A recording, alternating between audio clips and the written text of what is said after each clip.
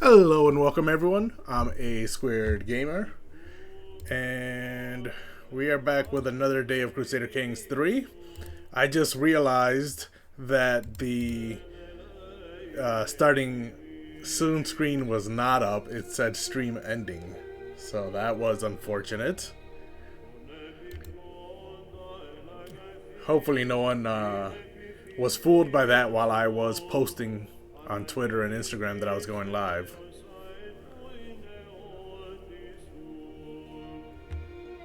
Although I think most people would not think that since the stream was only 2 days old. Let me lower the volume here.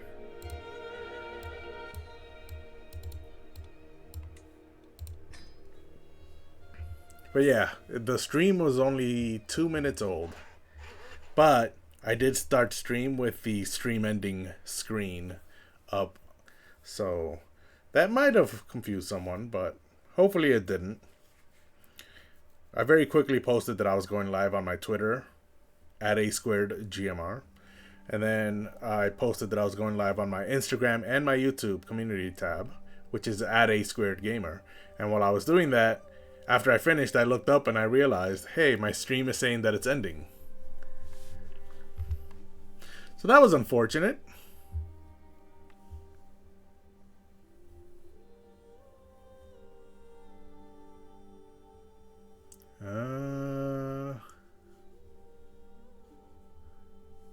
I just got a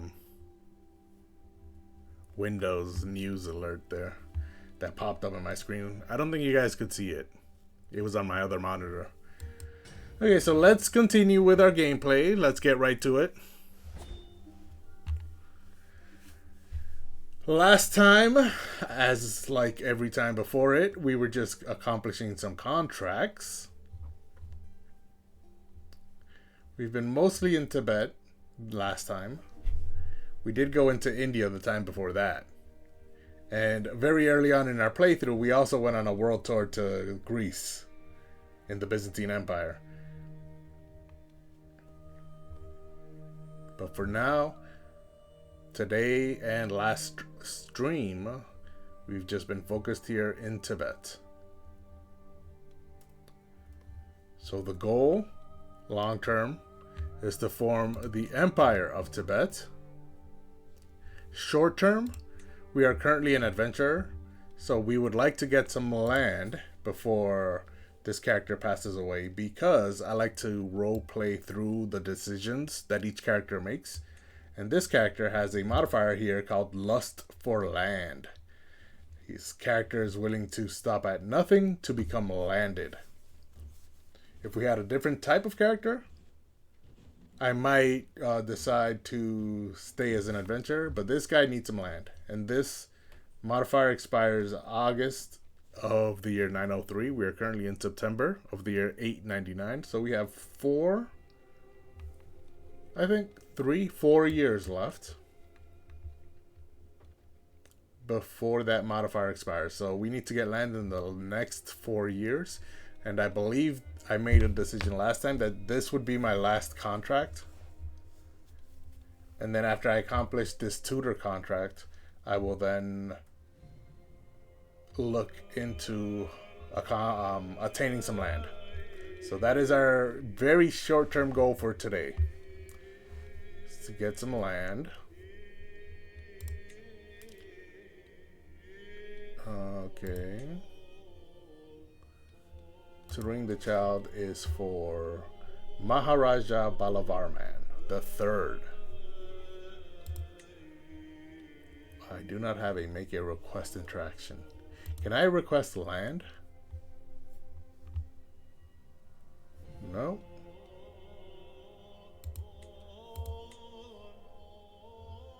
From her either.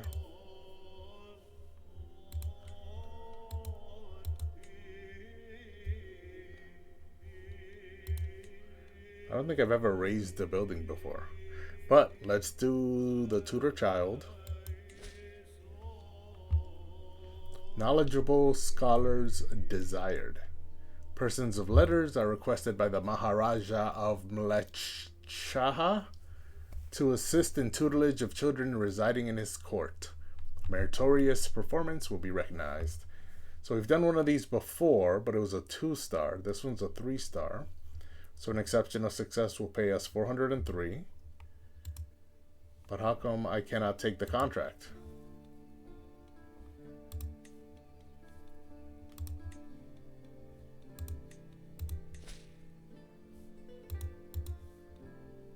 Okay. It's not allowing me to take the contract though. Let me unpause. Hopefully the game just needs a couple days to go by before it to calculate in the background. Oh no, wait, I'm actually traveling to the contract. Okay, that's what it is. There I am on my horse. So I accepted the contract at the end of last stream to remind myself of what was happening.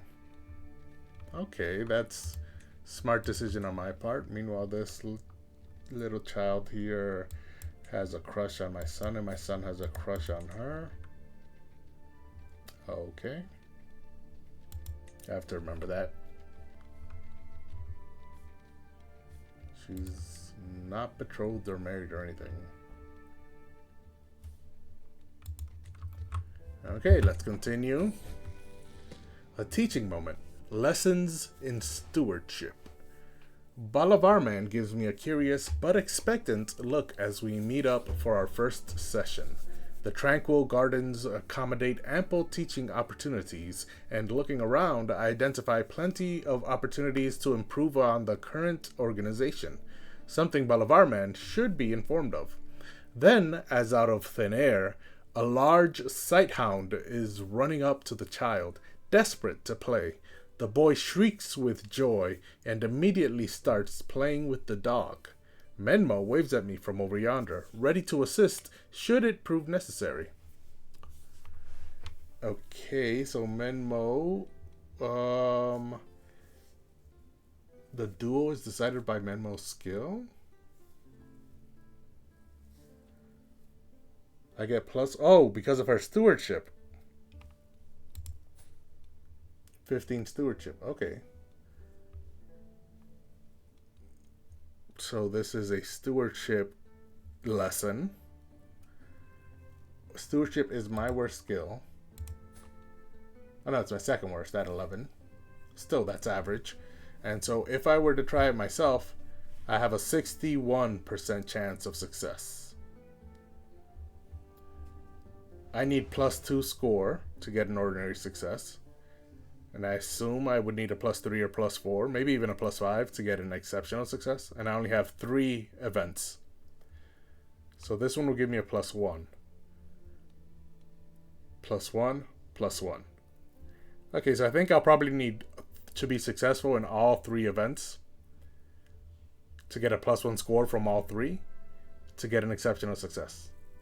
And I need a +2 to get an ordinary success and succeed at this contract.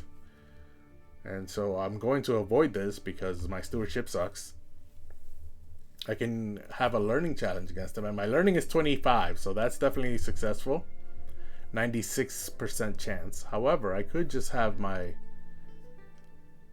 follower Menmo, who has a 94% chance. Yeah, so I'll do it myself. I have him focus on me. And I got +1 score for successful tutoring, and their stewardship increased by 1. And the days are going by. Zenji here learned his mother's language, Magadi. Zenji is one of my sons. And Bogavati is his mother. Okay. And my just one more hill perk also gave him +1 to prowess and 3 experience in the wanderer trait.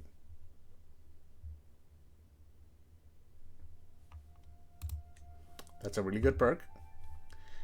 I'm afraid of reading this because of what this guy is doing, this little kid here. The Art of Self-Defense. Balavarman gives me an inscrutable look as we meet up for our next session. Several Vajrayanans peacefully wander the holy grounds, and I immediately begin spotting the various dangerous angles from which we could be ambushed. Something I should teach Balavarman about. Suddenly, the young Kamrupi boy gets a wild look in his eye and starts shouting, "The bandits are coming!" and nearly giggles his head off as he runs back and forth with his attendant. I don't have a follower with high enough prowess, which is a lie, because I have followers with 30 prowess. I don't know, my prowess is 30, and then if I look at my military and my champions, yeah, 26, 24. That should be high enough. Maybe it's saying that the game is saying this because they're not higher than my own prowess. But yeah, I can have a learning challenge against them, 93% chance of success, or I could use my prowess and have a 96% chance of success. Either way, I get a +1 score. So let's do the prowess challenge. And that was successful, +1 score, and the kid gets fleeting prowess for 10 years, which gives him a prowess +2. And now deceit and deception. As we reconvene, Balavar Man tilts his head while I summarize the topic of our last session. The tavern collects a plethora of regulars and visitors, and as we stroll along the path, I keep a watchful eye on our surroundings, a skill Balavarman should be privy to. When I turn around, though, the boy has stopped dead in his tracks, intently inspecting an arm-sized stick he found on the ground, as he is thoroughly unresponsive to my calls. Okay, so I don't have a follower with high enough intrigue. However, intrigue is my best stat, so if I have an intrigue challenge, it's a 97% chance of success, while a learning challenge is down to 87. So yeah, I only need one more score to get an exceptional success. I'm at 2 out of 3. And this, if it's successful, will give me +1 score. So let's go ahead and see if I have an exceptional success. And it looks like I do. And he also gained fleeting intrigue for 10 years. Examina. Maharaja Valavarman attempts to suppress his giddiness. Wait, the kid is the Maharaja? No.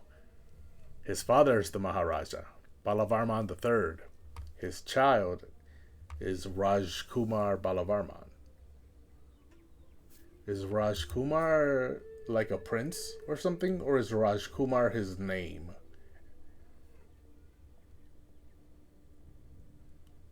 I'm not sure.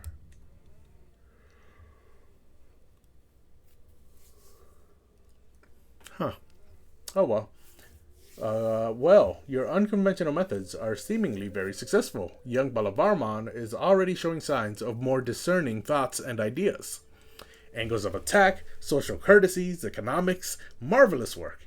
Thank you, and do let me know the next time you are in the area.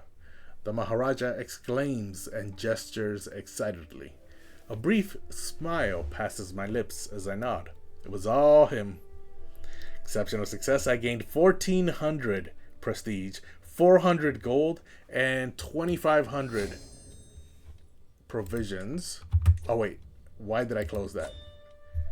I sold that as contract, so I have a hook. However, I see he's 330 gold in debt.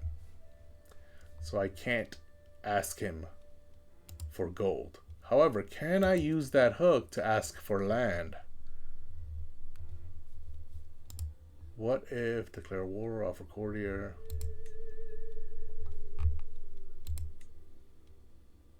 Seize realm. He has 2,800 soldiers. I don't have the army for that. Ooh, I cannot purchase land because I have the gallows bait trait. Okay, no more contracts. Time to get rid of the gallows bait trait. So, I know there is a decision where I can wipe the slate, reduce the negative effects of your gallows bait trait. So we will select this.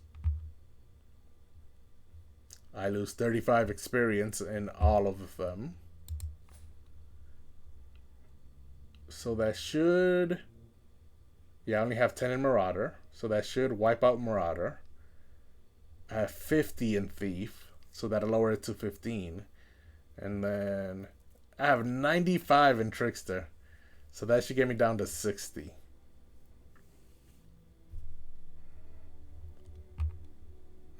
Notify me when this decision is available. Will be unavailable for 12 months. So I will need another 2 years to get rid of my Gallows Bay trait. So it's a good thing we're doing this now because I have 3 years to get some land. So select an area to redeem.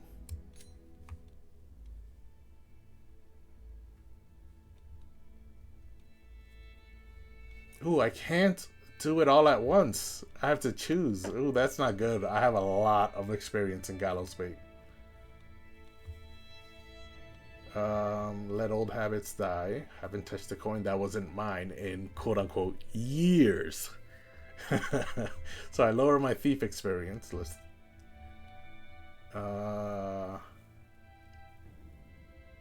Wait, was there something in my camp that made that more effective? I thought I remember seeing a building that I could build.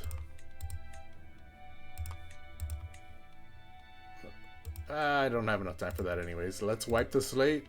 Let's clear my word. Rehabilitate your word. I've turned over a new leaf. Trust me. Getting better day by day. Must a man forever suffer for crimes committed in the direst of circumstances? Are not all Aris entitled a path to redemption? Ari is the name of his faith, by the way. With time, energy, and, most importantly, coin, all manner of sins may be forgiven by the world at large. 175 gold, 75 prestige, and 150 piety. So let's go ahead and get better. And now if I look at my Gallows Bay trait, Trickster has gone down to level 3.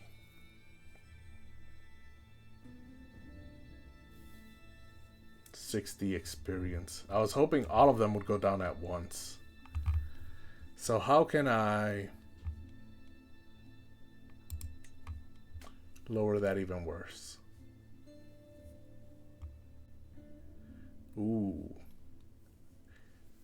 I will become the master of the gutters, sons and daughters, an army of the most heinous scoundrels, bound to my cause and whim, to wreak havoc upon the weak and strong alike.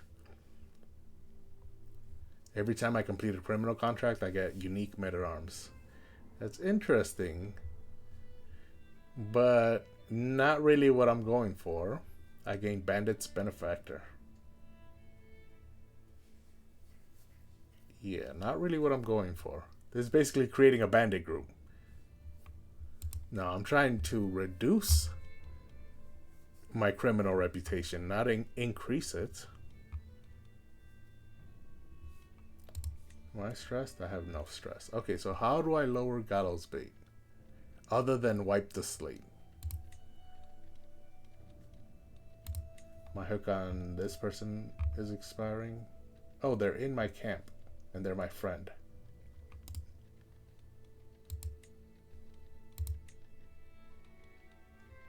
Okay, the problem here is I cannot purchase land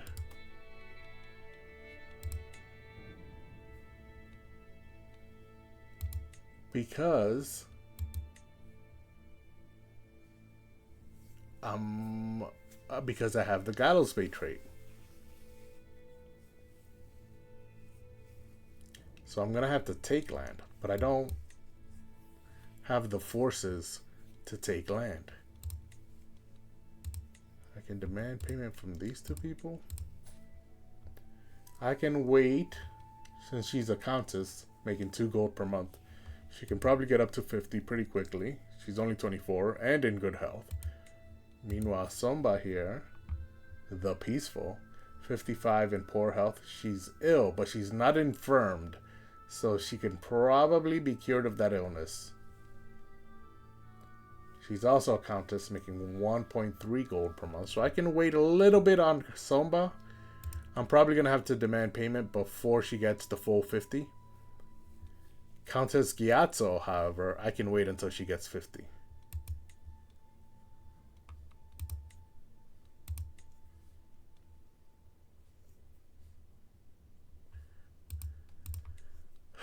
But the game, I need to lose my gallows bait trait. Are there any activities I can do that reduces it? Oh, I think if I go on a pilgrimage, it will remove my gallows bait trait entirely. Yeah, gallows bait trait lost during a pious pilgrimage.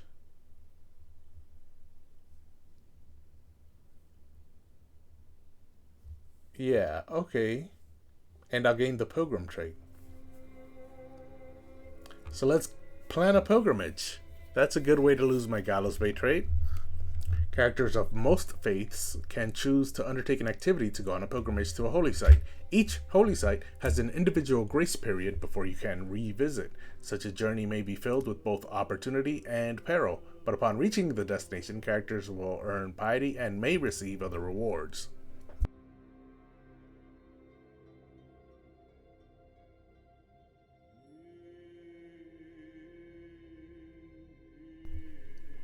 Okay. So we want to go on a pious pilgrimage to get rid of gallows bait. So let's confirm that. And we have 5 holy sites: Lumbini, Gaia, Ava, Sitaung, and Dagon. And if I remember correctly, Ava is the holy site currently being held by my religion. My sect of Buddhism currently holds Ava. So we will go to Ava, especially since it's the closest. And on my previous world tours, I've been to this section, so I probably collected all the points of interest here. I have not collected the points of interest. I have not collected the points of interest down here. So let's go to Ava. Slightly increased cost for all of them. 20 gold, 20 gold, 20 gold. Yep, 20 gold for all of them. This one has unvisited holy site, fairly short distance, so 3 pluses, 2 minuses. This one has 4 pluses because it's a unique Buddhist holy site. This one is the same as Ava. This is the same, this is the same. Okay, so the only unique one is Gaia, which has 4 pluses and 2 minuses.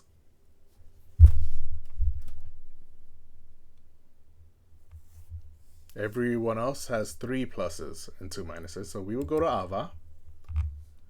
Yeah, I collected all the points of interest over here. I have not collected this one.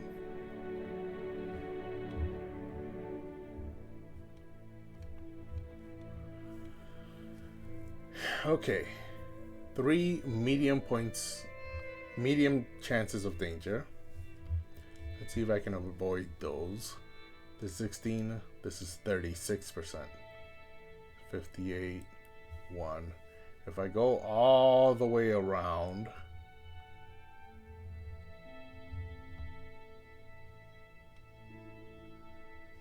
it's probably going to take too long. Right now, I take 4 months. If I go this way, that'll take me 6 months. And then if I do the same on the return trip,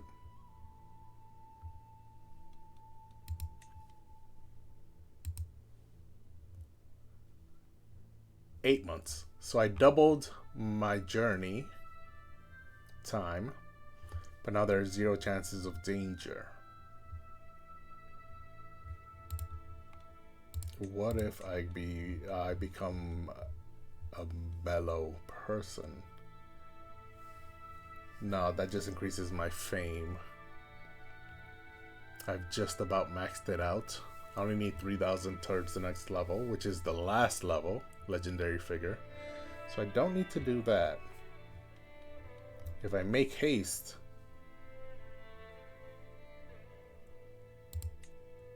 that takes a month off, but then all of these become low danger areas.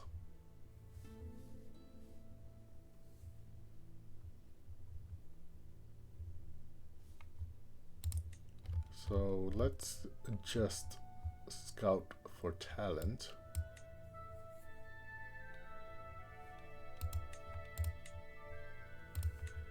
And then let's see if I cannot make this a little quicker.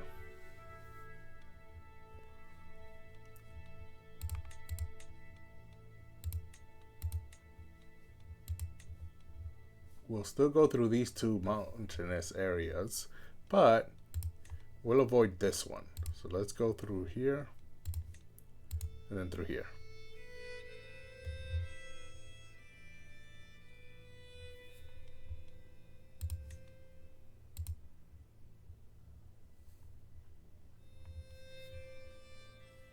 And on the way back, we'll do the same. And that only adds 1 month, but there's 2 medium danger in the jungle. So then instead of... Wait, let me remove all of this. And instead, how about instead of scouting for talent, I hire Wilderness Kit. Reduces danger in jungle, forest, and taiga. It only costs 3 gold. And now my danger chances have gone from 3 to 1. Only this place.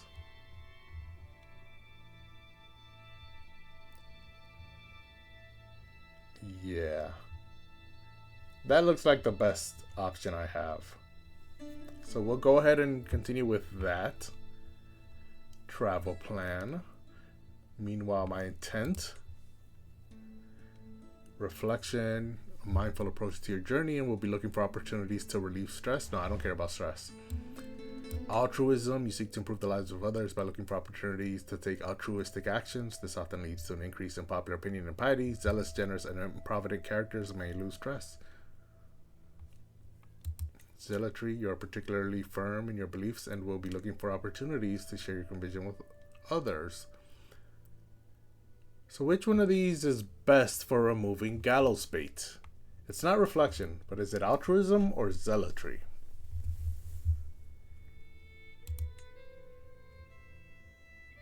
Altruism helps my popular opinion and piety, which are the things that get hurt by my gallows bait trait. So I think maybe altruism is the way to go.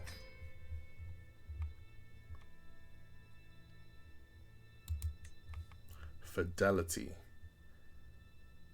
Obligatory. But no, I cannot choose it. I'm impatient. I didn't even know that about myself. Contemplative. I have to be patient to do it. And I need the pilgrim trait to do it. So I cannot choose that one either. So it has to be just pilgrim. With glad hearts and goodwill, we set out to see the sacred places of this earth. So that is fidelity level. Now let's look at pomp level. Appropriate.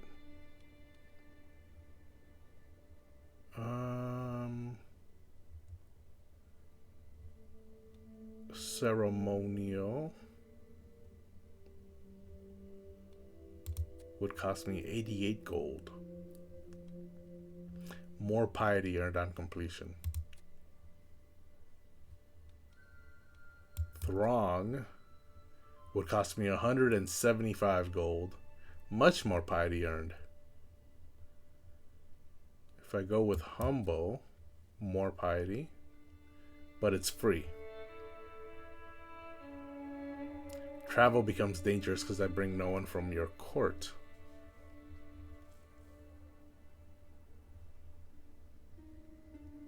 So if I do that, I mean, there's still only 1 medium danger chance.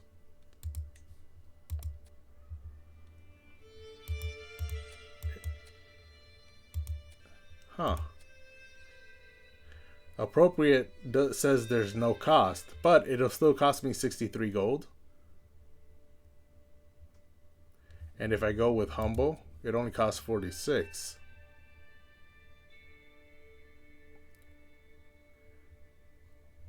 Yeah, because humble loses me 17.5 gold.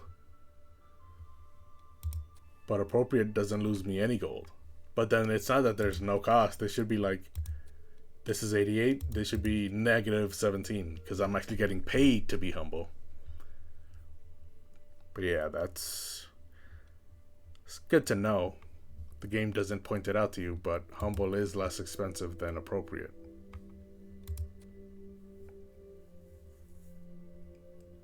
I have plenty of gold though, so 566.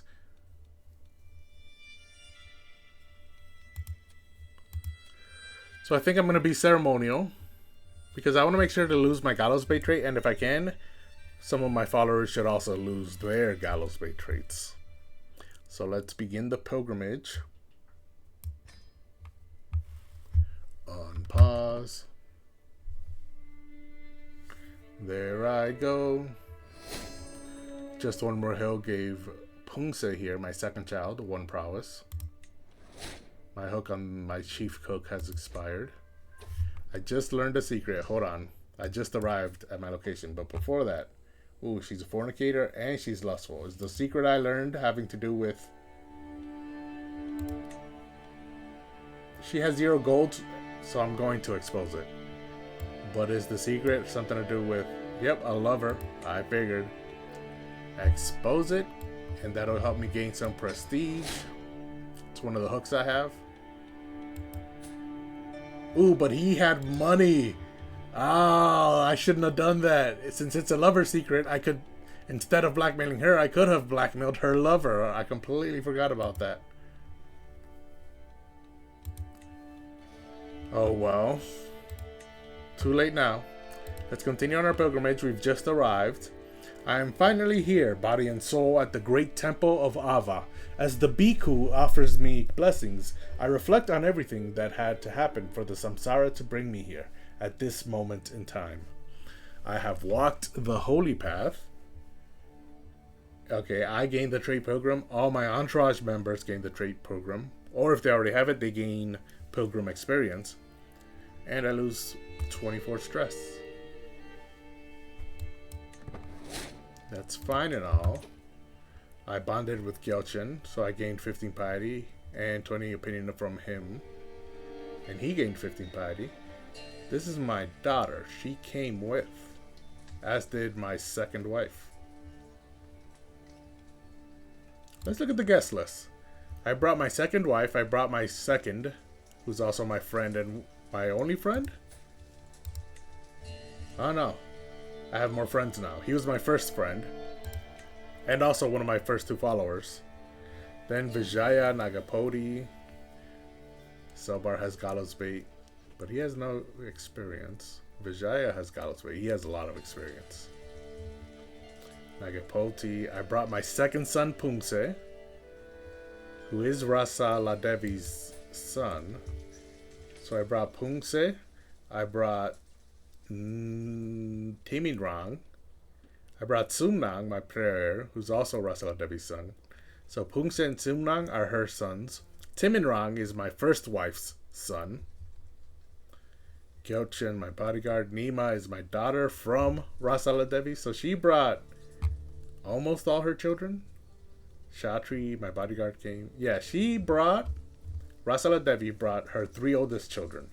She left Senma in court, or at camp, and instead brought my my other son Timinrang.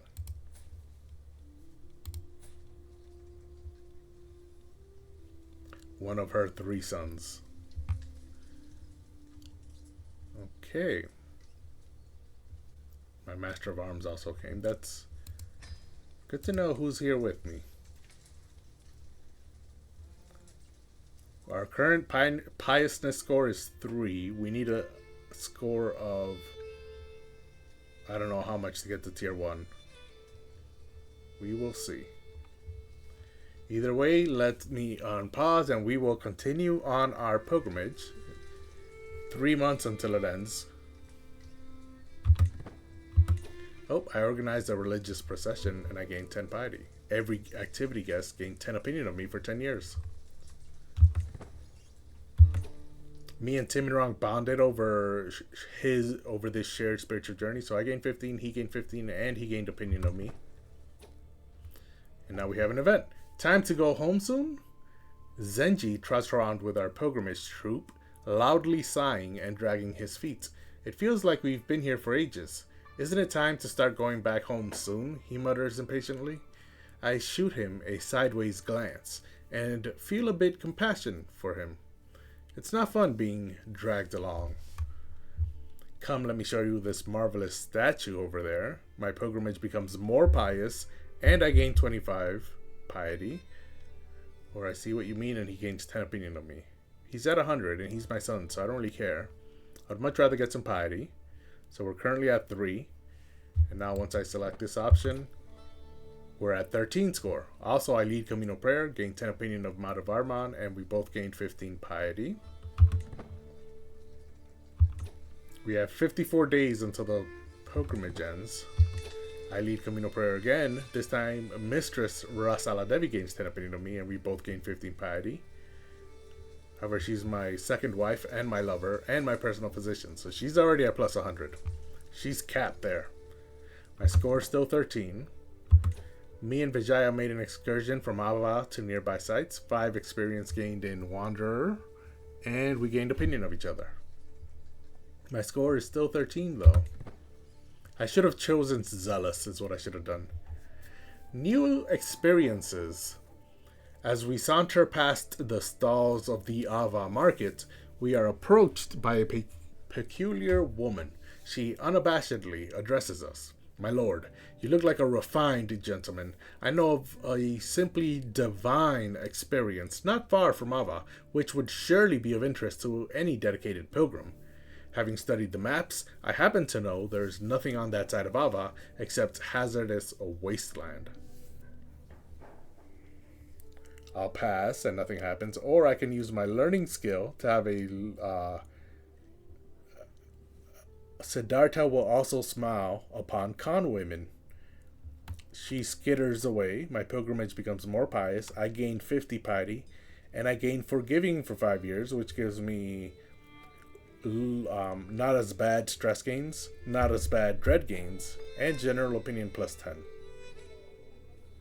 for the next 5 years. So we will go with that. My score is currently 13. Once I make that selection, my score is now 23. But I still haven't hit tier 1, and we've only got 36 days left. I want it to be at the very least a decent pilgrimage. It is the least we can do to appease the samsara. I tended to other travelers and gained 10 piety. Selbar engaged in silent contemplation, so he gained 10 piety and lost 17 stress. His health is poor, so that's good. The less stress, the better. We have 3 weeks left on this pilgrimage. 3 weeks. A skillful courtier. There's only so much a man can pray without looking for other equally important ways to spend one's time. And Duke Tanit has a lovely residence that he so kindly allows me to visit. I hear some voices come from one of the rooms. And in doing this, you'd achieve the greatest technique. I peek inside and I see Nayana Devi explaining her craft to a group of interested courtiers who eagerly follow her teachings. Nayana Devi. What is she teaching? She's gregarious, generous, and stubborn. 16 prowess, 10 intrigue, 10 diplomacy. She has a martial education. She is a hunter, aspiring blade master, cautious leader, military engineer. So she's probably teaching something to do with... Oh, it says here diplomacy. Oh no, this is because of my diplomacy skill. I have this option. Such an expert feels wasted in a court like this. Diplomacy challenge against Duke Tanit. Oh, not against her, against Duke Tanit.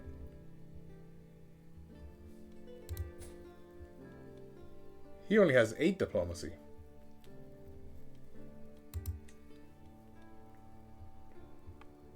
Oh, this is the guy whose secret I just exposed. So she can either join my camp or refuse my offer. What an accomplished master. Maybe I should hire her. reduce core position salaries. She joins my camp. I mean, she's not talented enough for me to have to suffer all this strife with Ductanit. A person is not enough to risk the fury of Ductanit. Ah, but I gain stress because I'm ambitious and disloyal.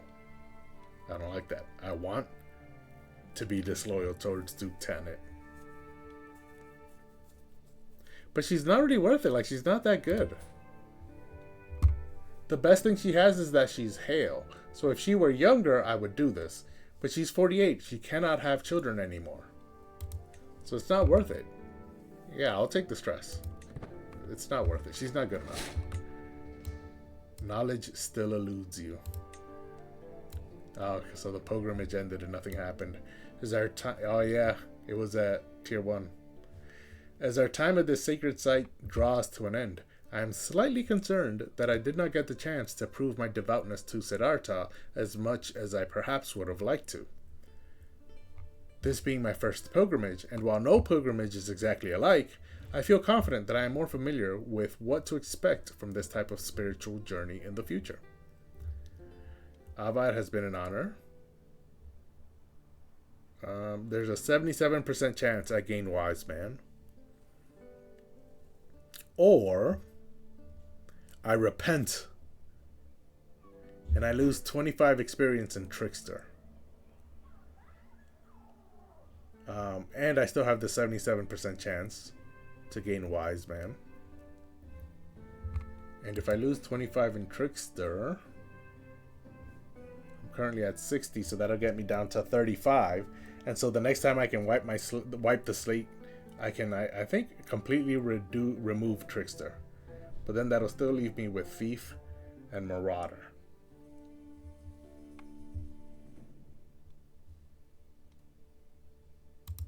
I mean, I'm going to repent. Because the whole point is to reduce my gallows speed.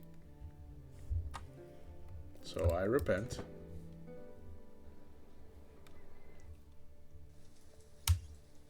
And I gained Wise Man. Perfect. Zappa is known for his unconventional but practical approach to religion. I'm traveling home in the background. I didn't even notice. Hold on. So I gain +1 in learning, and this is virtuous to my faith. So people of my faith gain +10 opinion of me. Zealot vassals gain another +10 opinion of me on top of that. And my piety I gain 1 per month. So now I'm gaining 2.87 per month. 2.5 from my learning stat, 0.25 from my portable shrine, and 5% because I'm a pilgrim. So let's finish pilgrimage. Yeah, in the background I was on my way back home, so I'm almost back to my camp.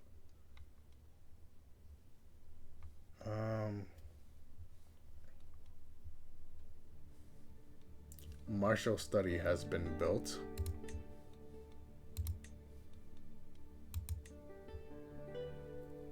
Knight effectiveness per level of skill, per learning skill rather, increases by 1%.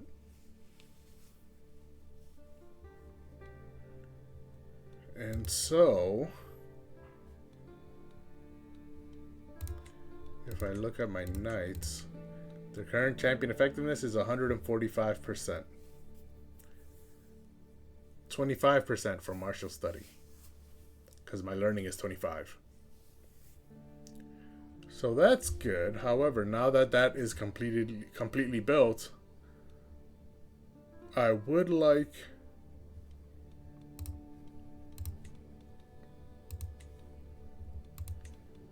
to build that other building.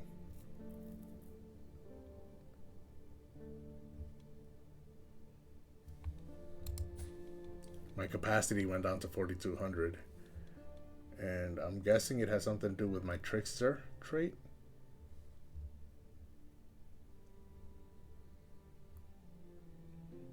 No, none of that increased capacity.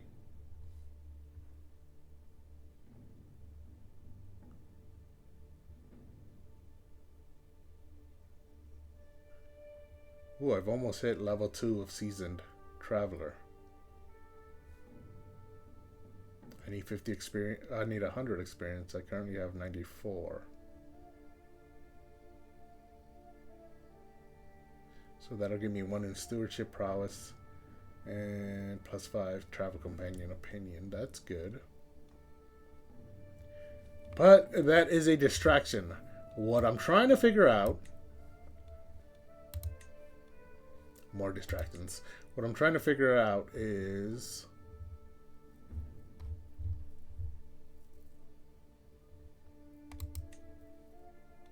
which building has the upgrade that makes Wipe the Slate Clean more effective.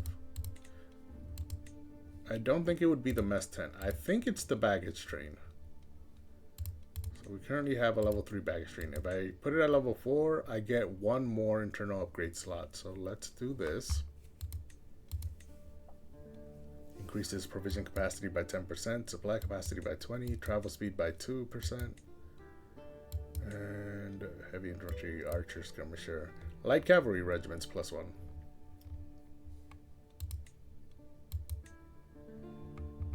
Okay, we will upgrade that 200 gold.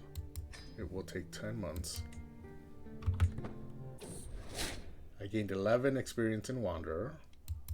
We've returned from the pilgrimage. My journey has been a long one, but I have finally come home again. While much remains the same, something has changed in how the bhikkhus and bhikkhus treat me. I have undergone... I think one of those is supposed to be a male bhikkhu and the other a female bhikkhu? I don't know. I have undergone the journey of a holy man, and they insist it has changed something about me. Whether I can see it myself or not, it's good to be home. I gained 1 experience in my Hasteluder horse trait. So you can barely see it right there in the corner. 1 experience.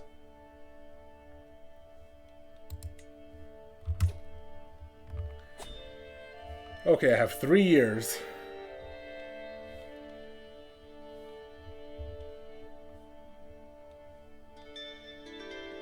To lose that trait. I'm going to do this contract. Then I'm going to move my camp to this contract. And then I will go on a second pilgrimage. And by then, Wipe the Slate should also be ready to be done again. Oh, it's only a few months until I can do it again. And these contracts are quick. It's just me learning someone else's secret. Travel to accept. We do not need a wilderness kit. 47 days. If I make haste, 43 days. It's not worth it for 4 days when I could just scout for talents instead. That adds 1 day. You know what? Can I make haste?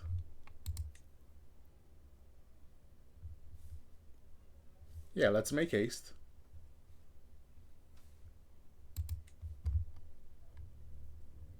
Oh, there's only 1 river crossing over here. That's why we're not going in a straight line. Let's travel to accept this contract. Raising a building. Not really good at stewardship. All of my other stats are amazing, but martial and stewardship are not. They're average. And they're on the, borderline single digits here. So even though it's 2-star and I want to do it, I'm not going to do it. Oh, maybe I should do it. 156 gold just for an ordinary success. Who's this contract for? Svi Tavarman. Oh, he's Maharaja Balavarman's the third's spy master. A clever observer is needed in Tinsukia. The Nagarapati wants to keep an eye on his neighbors and their deeds. He is merely curious. That's all you need to know. Okay, so if I look at people I can make a request of.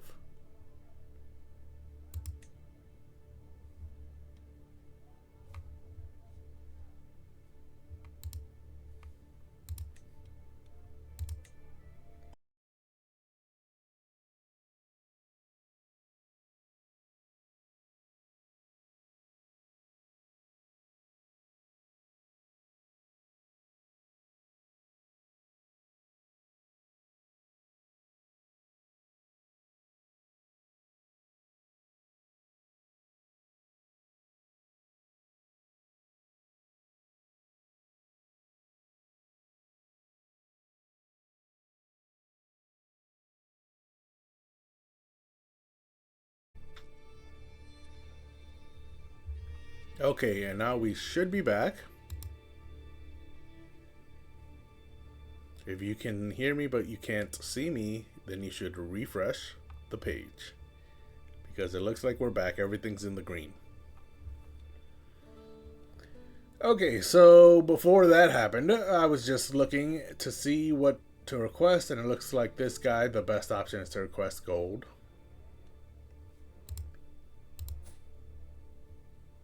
Ooh, he's infirmed. Yeah, let's do that right now, because he's about to die. So we will make that request for gold. Give me 91 out of your 330. He lost 40 opinion of me. That's fine. He's still at plus 27, and he's about to die. 65-year-old in poor health and infirmed. Yeah, he's close to death. Next is Sange.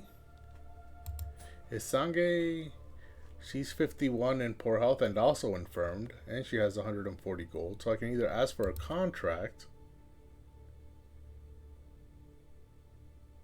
an eager explorer contract, but I don't really want any more contracts. I'll just take the 23 gold. Although I could take provisions, which would give me 47, but that'll lower my provisions from the current 49.50 down to 4,200. So let's just take the gold. I'll take 23 from you. Yeah, she loses 40 opinion to me, but she's still at plus 90. And then this guy has no gold that I can ask for. I could rent a knight for 5 years.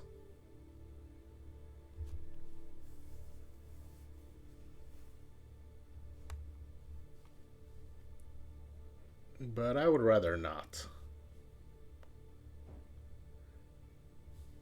I think it's been too soon, so I cannot ask for another grand tournament. He'd be the perfect guy to ask, though, since he's the king of a kingdom.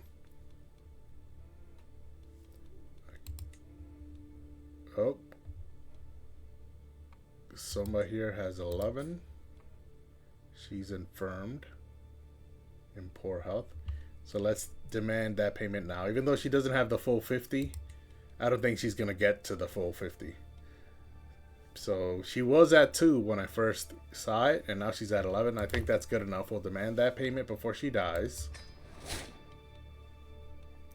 And there goes the hook I had on her. Countess Gyatso has gone up to 9. She was at 4.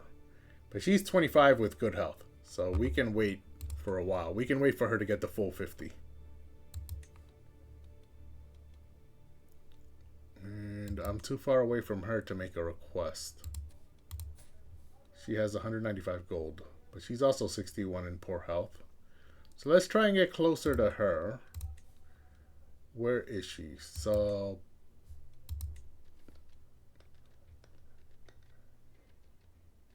hold on.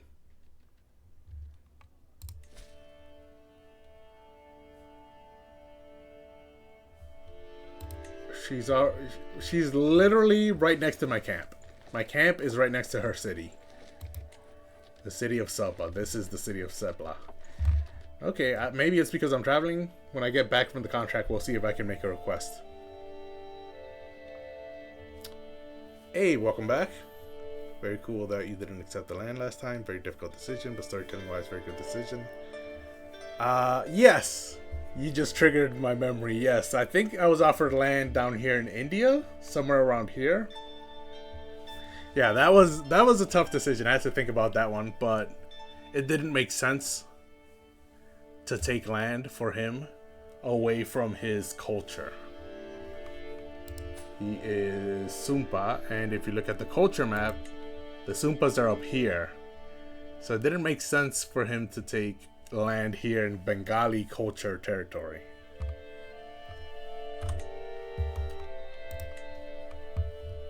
So I will unpause now and continue on my way to this contract. Should be a quick one. The just one more hill perk keeps giving my children prowess, so that's good. And I have arrived. I'm supposed to meet Maharaja Balavarman's spy master, but when I arrived in Tinsukia, the city seems empty. Okay, so we've seen this before. The spy master sneaking around and he catches me completely off guard. You can tell by my face. I can either say I don't want the contract, or I'll start planning a breakout immediately, which starts a find secret scheme against his boss, the Maharaja. So let's do just that. However, I already have a weak hook on this guy. His health is poor and he's infirmed. He doesn't have the gold to pay me, but can I use that hook for something else?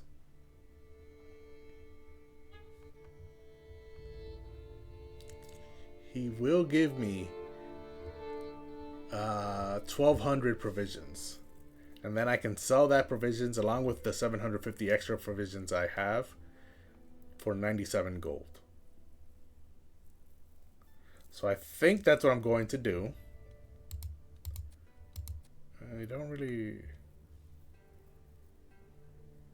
Oh, there's one unimportant woman in his court that I can marry. Or I can arrange a marriage between my camp and his court. So it doesn't have to be me. So that's good because I don't want to get married. Let's check out the woman. Let's choose someone random. I just want to see the girls that are available. Oh, they're all little girls. Okay. And none of them are good. So it's not really worth it. Did I already make the request? I haven't, right? Do I have anyone close in age to them? No, the ones close in age are little girls as well. I have my sons, but I want to marry them to quick people so that they can have intelligent children, like Nima here. Who I want to marry to someone who's intelligent so that they can have genius children. Yeah, so it's not worth it.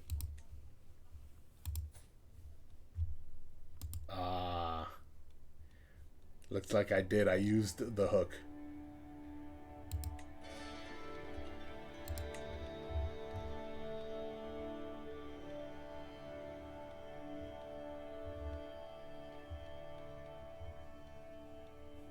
Okay, so Rajkumari does look like it means prince or princess.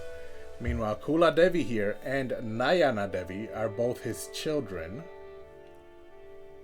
which means they will be the younger sisters of the next Maharaja. Oh, this guy's in poor health. He has consumption, so he might not even make it. He might die before his father does. And his oldest daughter was married off to the king of Pala. So that's why she's the Maharani, because she's married to the Maharaja of Pala. Okay. So if I marry one of his daughters, they will be the younger sisters of the Maharaja of the Mlechaha kingdom and the younger sisters-in-law of the Maharaja of the Pala kingdom, which are the two closest neighbors to U, which is where I want to get some land. So this actually looks like worth it, because then I can have two alliances to two kingdoms, two powerful kingdoms in the area. Okay, so let's go ahead and arrange that marriage to one of my sons.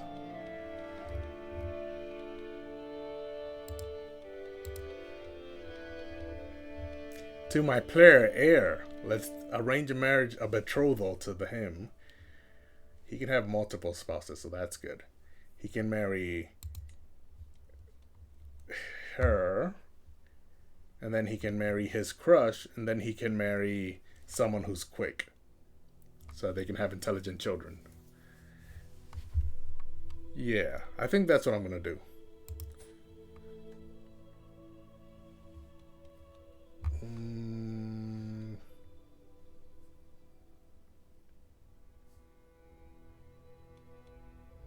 Yeah. She is Kamrupi. However, his mother is Kamrupi. So he's like half Kamrupi if you think about it that way.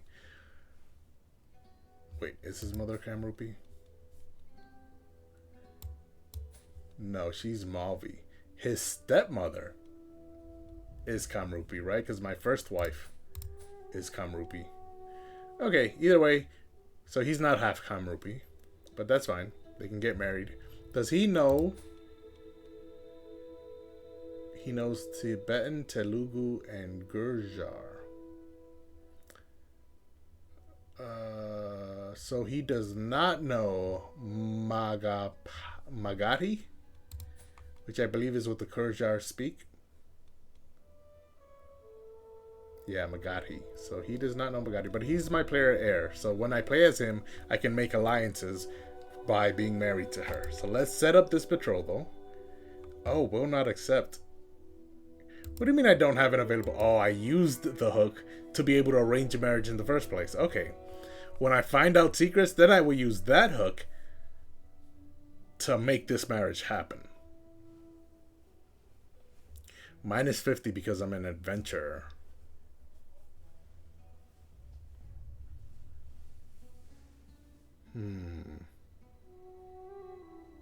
Minus 55 because she is dear to him.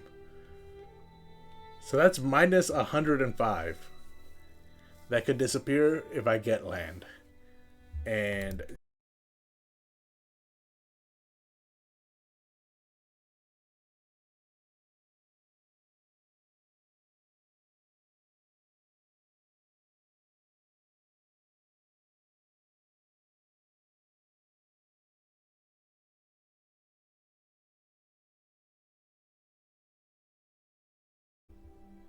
okay, we're back. OBS keeps having connection issues. I can't really do anything about that. But it looks like everything is in the green again. So we're good. Okay, so I was just checking. If I set up a marriage with someone who is not this guy's daughter, he has a plus 13 opinion, so I can make that go through. Or if I set up a marriage with someone who's not her, with another princess, minus 40 this time. She's not quite as dear to him.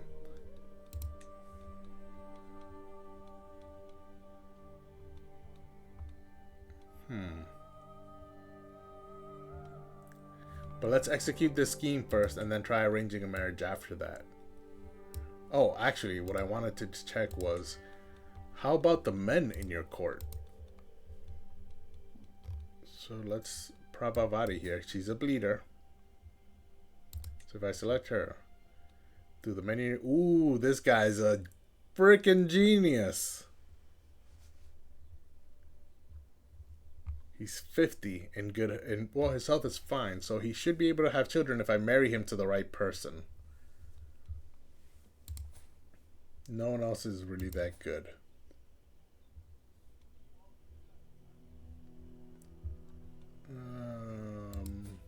Yeah, this guy's a doctor, but his learning is only 12. So he's not going to be that good. And he's already 57. Yeah, this guy has 27 intrigue and 27 learning. And he's a genius. Seducer increases his fertility. 4-star elusive shadow. Okay, this is really good. Paranoid, patient, and callous. So if I marry him,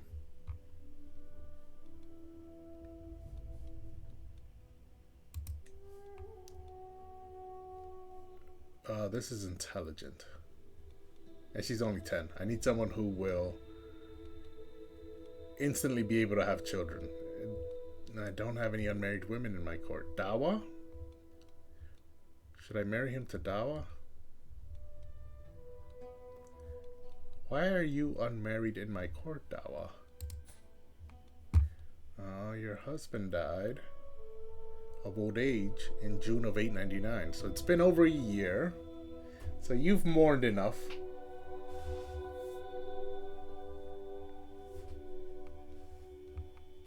Yeah, so let's marry you to this guy. Try to see if we can get some genius children in our court.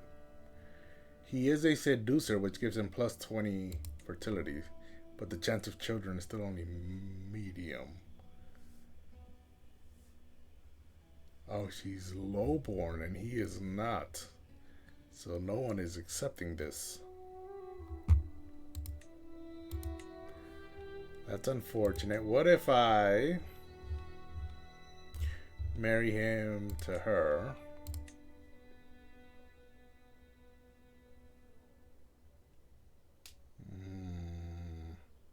Is she also lowborn? She is.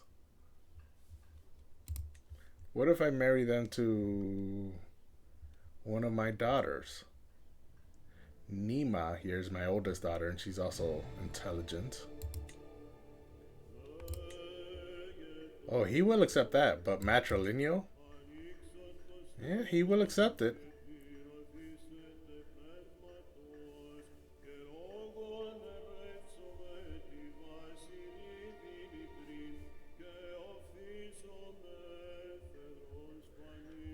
But I don't accept it. Too big of an age difference. That's unfortunate. We have a really good guy, but I cannot marry him into my court, and none of the girls in his court are worth marrying into my court, except for the little girl, his daughter. So then we can forge an alliance in the future. So that's the plan. Let's do this scheme, get a hook, so that we can then leverage that into forming alliances in the future by marrying her to my player heir. That is the plan. Okay, so first we need a diplomat. Dorji and Merak are the best. And my chief cook. A show would be Tsering. The Gabbler will be Giorme. I think he's my eunuch. Theologian will be Ganapati Varman. And Justikar will be Bone. None of them were repeats, so I can just select them all. Dorji will be my diplomat. My show will be Sisupala. Always Sisupala. And that gets me to 97%. Can I get someone better than the 25? I need 3 more, so I need 28 from my diplomat. Vijay is a coward, so he keeps refusing, which I'm so disappointed in from his 28 intrigue.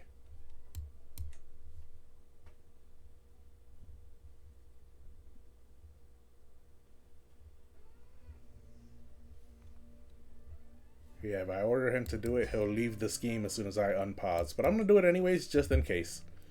My eunuch can be the Gabbler. That lowers it to 26 days per phase. Then the Theologian, Ganapati Varman, will lower it to 10 days, which is the absolute minimum allowed. And then my Justikar will make this more secretive. Bone. Okay. So all the agents are in place. Once I unpause, Vijaya here will probably abandon the scheme because he's a coward. Yep, there he goes.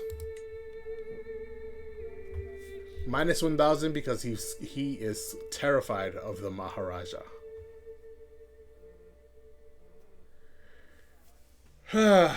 Okay, back to Dorji. That gets me up to 97%. Which means I'm going to need more than just 5 advantages. I'm probably going to need 10. Which each phase takes 10 days. So that means 10 times 10 will give me 100 days before I can execute this scheme. Will I be able to wipe my slate before that? Yeah. The 4th of January. We're currently on the 4th of September, so that's exactly 3 months away. No, exactly 4 months away. So that would actually be less than 100 days. Either way, let's continue on our way to executing this scheme. Espionage, deviancy. While investigating for my acquaintance, Maharaja Balavarman, I have uncovered a secret held by Maharani Devi Ayilia, the wife of Maharaja Balavarman. I cannot believe the grotesque ways she seeks pleasure. The very idea would be revolting to any decent woman, and yet she is more than willing, indeed, eager. Describe it again in as much detail as possible. Yeah, so disgusting. Couldn't be me. Meanwhile, deviant. So describe it again in as much detail as possible, and I learn of her deviant secret. So let me pause. Now I have this secret. She has 0 gold, so I will expose this secret and gain some free prestige. This secret doesn't affect anyone else, does it? I don't think so. She's a deviant. That shouldn't affect anyone. Maybe her children. They're too young to care. Wait a minute. Oh no, she's a woman. I was about to say I could blackmail her and force her to marry her daughter to me, but then I remembered she's a woman, and it's the year 900 AD, so she has no say in who her daughter marries. So that would be pointless. Let's just expose that secret, and because she's a Maharani, aka a queen, I would gain more than the normal 100 I've been gaining from exposing other people's secrets, because my perk gives me prestige per the level of rank of the person whose secret I'm exposing. So if I expose that secret, I gain... Oh, I only gained 100? And she lost trust because she's honest. Huh. I could have sworn I should have gained more than that. Now I'm confused. Let's look at the perk. Intrigue. I look good in exposing secrets gives prestige based on the rank of the target. Yeah.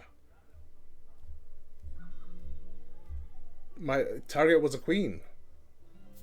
I guess she was married to a king. That doesn't really make her a queen. That just makes her a consort to a king. Maybe if she was the actual queen with power, maybe that would give me more prestige. I don't know. Now I'm just trying to find excuses for the game. Because I think that should have given me more than 100 prestige. But let's continue this scheme. We're at 4 advantages. We want to get to 10. Quick study. It seems our time in Kundina has proven beneficial for my daughter Nima. Something about the local culture simply fascinates her. So much so that in our brief time here, she's managed to pick up passable Magadhi, an achievement that the lass is trumpeting to the high heavens by speaking it around camp constantly, even dropping little words and phrases into conversations with her lessers. Smug behavior, to be sure, but perhaps with good cause. So, Nima is Rasala Devi's daughter. So she learned my Tibetan, Rasala Devi's Gurjar, and now she learned Magadhi, which is good because Magadhi just so happens to be her stepmother's native language. So I'm not going to ask her to forget it because I myself also know Magadhi because I have to know the languages of my wives in order to be able to communicate with them. So I know Magadhi for my first wife, and I know Gurjar for my second wife. So I'm fine if she knows the language. So I would never say, get that foreign muck out of your mouth. Instead, I would say, smart girl. And I gain 75 prestige. She gains 150. Sumnang comes of age. With his coming of age, my tuition of Sumnang is at an end. Always the clever child, Sumnang proved time and time again over the course of his studies that he had a natural affinity for careful planning and more than a little misdirection. Now it is harder to say, however. Everything that is tasked of him is done by others before he gets to it, and he never tells petty lies the way he used to. Perhaps he was not as clever as he seemed after all. Oh, that just means he's fooling you, dude. What is it? The student has surpassed the master. They grow up fast. So he gains the trait elusive shadow. He's at 17 intrigue. They grow up fast. And now he's at 23. The game is calculated. 4-star elusive shadow. Yeah. So it's not that he stopped doing all those things. It's that he's gotten really good at it to the point where even I cannot tell. So this is really good. Patient, callous, stubborn. These are really good stats. Especially because when I die, as long as this guy survives, I will be playing as him. But now that he has come of age, that means I no longer have him under my ward's position. And so I can now select who is and who is. Okay. And then who are my children being taught by? Pungse has the stewardship education, so I'm going to stay out of that. Mutik has a diplomacy education. Oh, I'm currently teaching him. Okay. Yeah, Mutik. Okay, and then Timinrang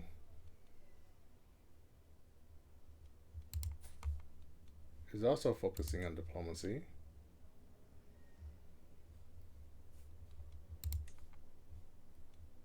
Zealous, calm, eccentric. He's a twin. His twin is Zenji. Zenji is learning stewardship. And then my two daughters. Nima is focusing on stewardship. And Senma is focusing on stewardship.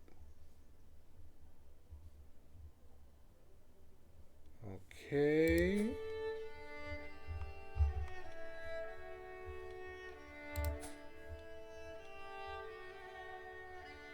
So Timinrang looks like the next person I should teach.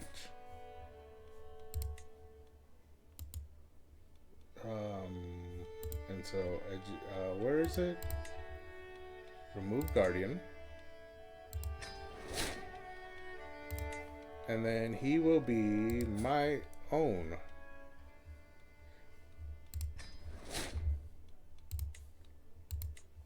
Okay. So I taught my player heir. I'm teaching my third son. And now my fourth son. Mutik is 14, so in 2 years he will come of age, and then I can open up a slot for Zenji, who's the second of the two twins. Or maybe for my daughter? I don't know, they're focusing on stewardship, and stewardship is my second worst stat. Any other stat would be good, because I'm a better teacher than anyone else in my camp. At intrigue, and at diplomacy, and at learning. And even if they're martial, I can sort of get away with it because I have 30 prowess, even if I only have 9 martial. But stewardship is the one thing I just can't get away with teaching. I need better educators for my children.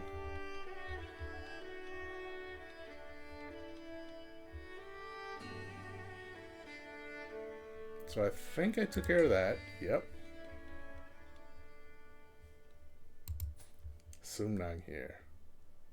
He's my player heir, my son, and my friend.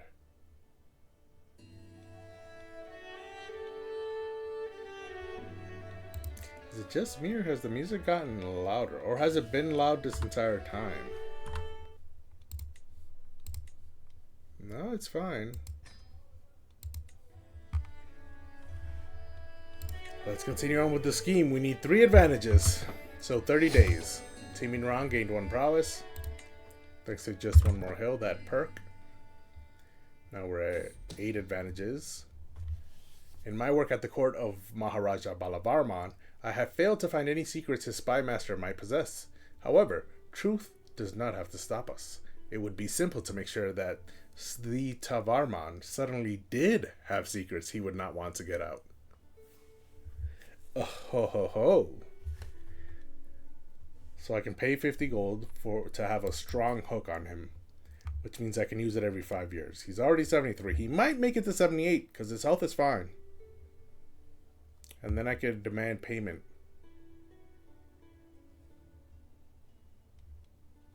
Or I can give that strong hook to the Maharaja so that he has a strong hook on his own spy master, which is always good. Or I won't stoop so low gives me 1 advantage.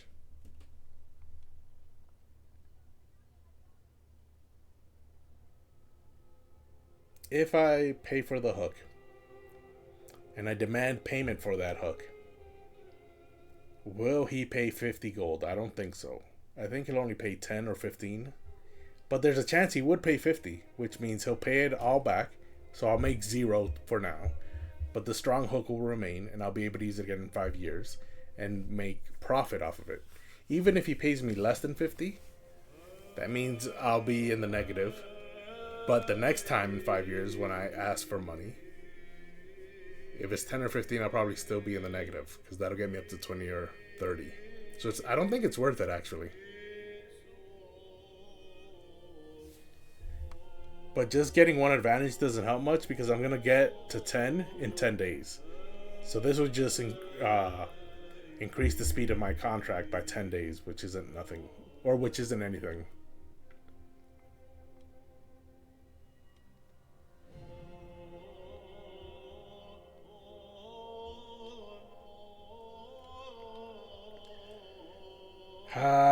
If he wasn't 73, I would definitely pay for the strong hook. But I'm not sure. I don't think it'll pay off. I'm gambling if I take this option. I'm gambling on the amount of payment he will give me when I demand payment. I'm gambling on the fact that he'll give me 50. But there's a chance he'll give me either 10 or 15. So there's a 1 in 3 chance. 33% chance that I'll lose, that I'll win this gamble, and a 67% chance that I'll lose it. So let's go ahead and take the risk. Okay. I don't want to do this, but I'm going to do this. I'll keep this obligation for myself. So now I have a strong hook. And then if I demand payment for that hook,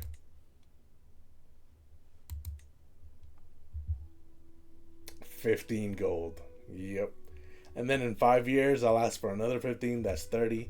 5 years after that, I'll ask for another 15. So that's 45. So it will take me 15 years. So he'll have to be 88 for me to make back the money I paid for this hook. He's 73. I'm not sure he's making it to 88. Like, if I were to make another gamble, I would bet he would not make it to 88 years old. But let's demand this payment. Might as well use it since we got it. And then because it's a strong hook, it does not disappear. I can use it again.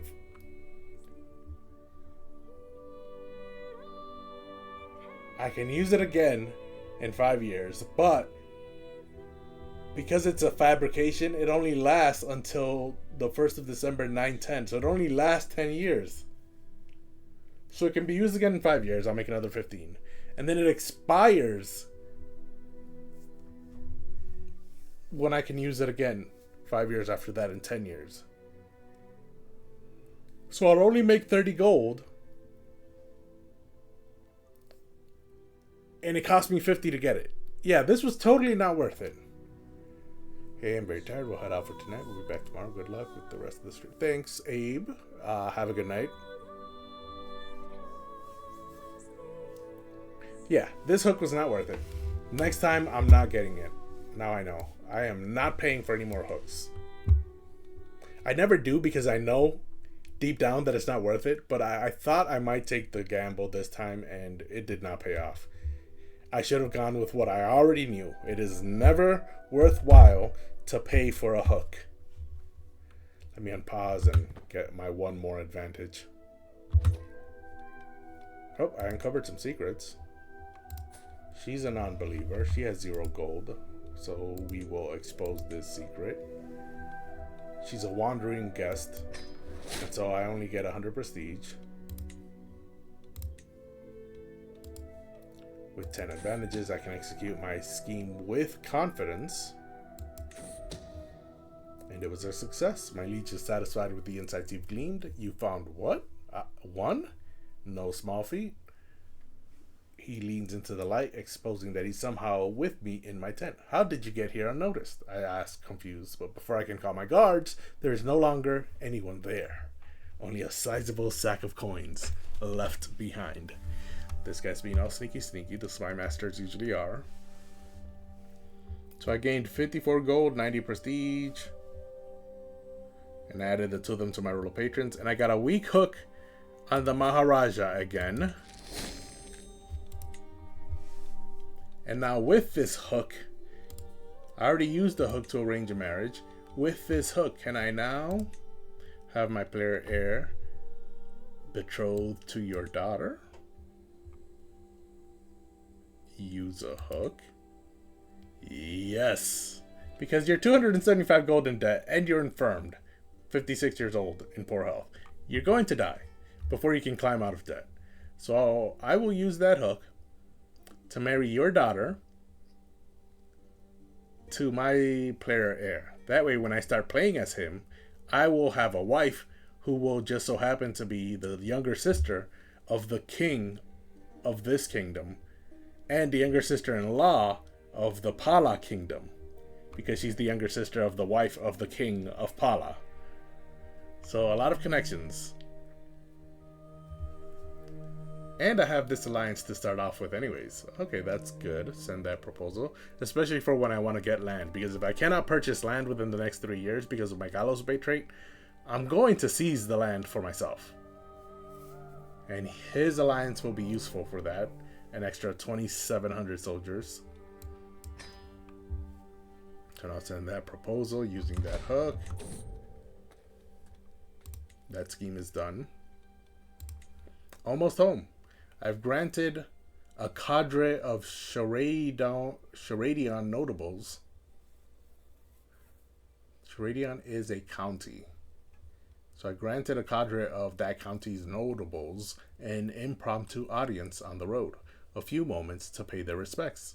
I find myself distracted by Mutik, my young son, is acting as translator for some companions, switching between languages and manners with nuance and ease, fostering a lively exchange. From what I gather, the boy is growing into something of a natural emissary.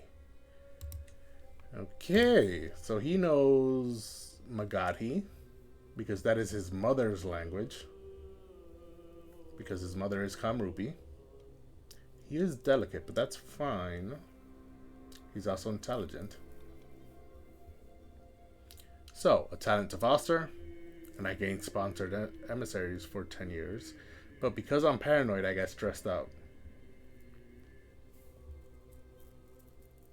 Different cultural opinion plus 10. Cultural acceptance gain plus 25%. This character encourages language learning and cross-cultural diplomacy. I should put a stop to this.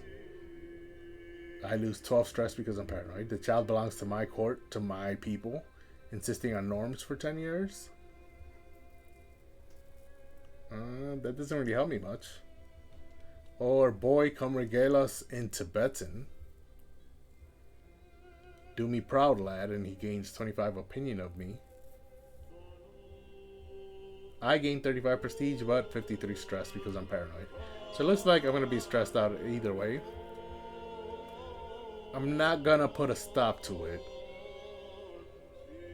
I do lose stress because I'm paranoid, but I'm also ambitious.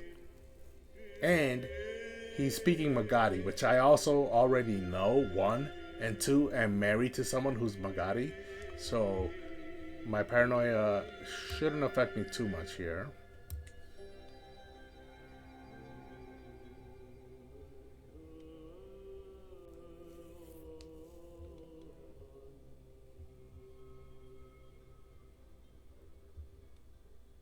so I think I would go with a talent to foster because I am his guardian or his educator. So I am teaching him at the moment.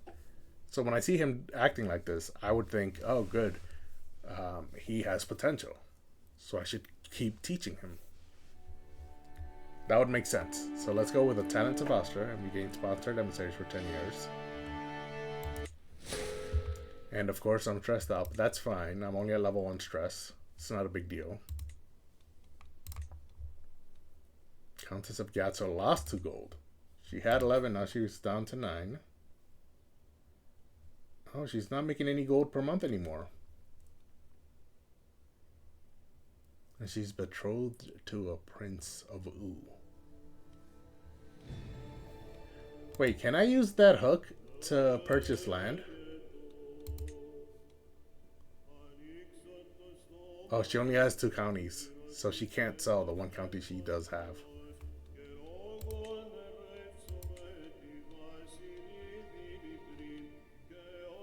I can request something from Nagarapati Shitavarman. He's the spy master who I have a strong hook on.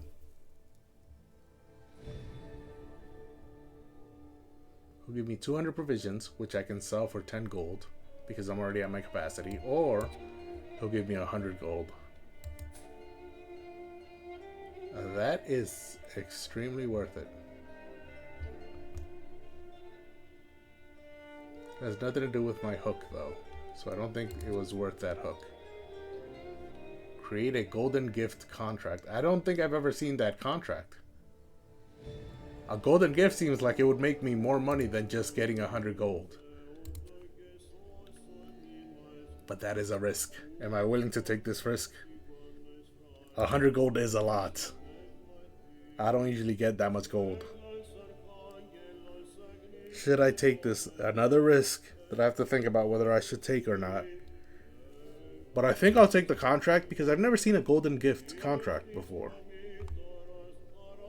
And the fact that the name is a gift and the word golden is in it feels like I will make up more gold than just 100 gold for succeeding at that contract. So I will take the contract.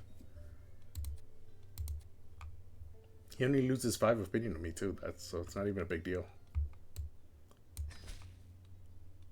You who are stout and watchful. An important convoy is about to depart. The Nagarapati offers a hefty reward for anyone willing to protect it along its way. He pays me 84. So I ended up losing 16 gold. I should have just asked for the 100. But that's fine because I also get 180 prestige on top of that. That's fine. He gains opinion of me and he gets added to my roll of patrons again, which means I can make another request of him. So as soon as I get back home, I will instantly accept this contract. Mental break, yes. Sumnang will surely support me because I have the Confider trait. I can just talk to him about it. And I lose 71 stress, and that should get me back to stress level 0. Sumnang is also my friend. Oh, he accepted, the Maharaja here accepted my betrothal proposal. Excellent. So now we formed an alliance. And I'm no longer overwhelmed by stress because I talked to my friend who also happens to be my son, who I just betrothed to the Maharaja of the Mlekshahaha Kingdom. And now as soon as I get back home, what's this? I can do a hike. I can wipe the slate. I think I want to wipe the slate of Thief. Well, if I wipe the slate of Trickster, that'll get me down to 0. Which will lower my diplomacy by 1. If I wipe the slate of Thief, that will get me down to 15. Which will remove my Intrigue, which I don't care for. Because I already have 47. It's the best in the world. I don't need more. So I'm okay with losing 1 Intrigue. So we will wipe the slate of Thief. That'll get me below level 1. And so let's wipe the slate. 175 gold, 75 prestige, 150 piety. It's very expensive. I have to remember that for next time, so I don't spend too much money. Let old habits die. Haven't touched a coin that wasn't mine in quote-unquote years.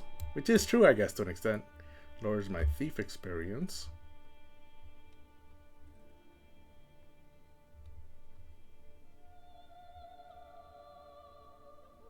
Okay, this one removes my gallows bait trait. I must have less than 5 experience in all gallows bait tracks before I can remove it. Okay. This is at 10. So if I do trickster, that'll be at 0. And if I do thief, that'll be at 15. So I'll have 10, 15, 35 after I do this.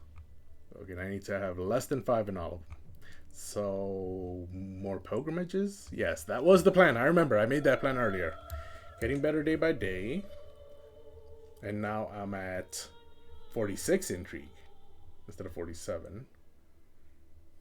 And thief is below level 1. 15 experience, 10 experience, 35. So the next wipe the slate should completely remove all my trickster experience,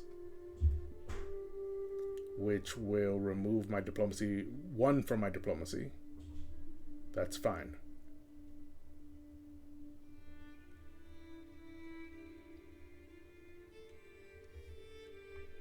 Okay, yeah, that's fine. So I need to do this 2 more times, right? 1 to wipe out my trickster. 1 to wipe out thief, and 1 to wipe out marauder. And I can do it once a year. So that's 3 more years. And then I can do it 1 more year so I can remove the trait. So it'll take me 4 years. So in the year 905, I can completely remove gallows bait. However, I need to get land before August of 903, so that's not going to be worth it. I'm going to go on a zealous pilgrimage next and see if that will remove my gallows bait trait. If not, I'm going to have to attack someone for land. And I think it's a good thing my camp is currently in this green area, because this green area are independent countries that are not very powerful. Petty Kingdom of Paro has 300 soldiers. The county... What? The Petty Kingdom of Bumfang has 985. They're allied to Paro and Monio, which is this one. And they have 1100. So these 3 petty kingdoms are allied.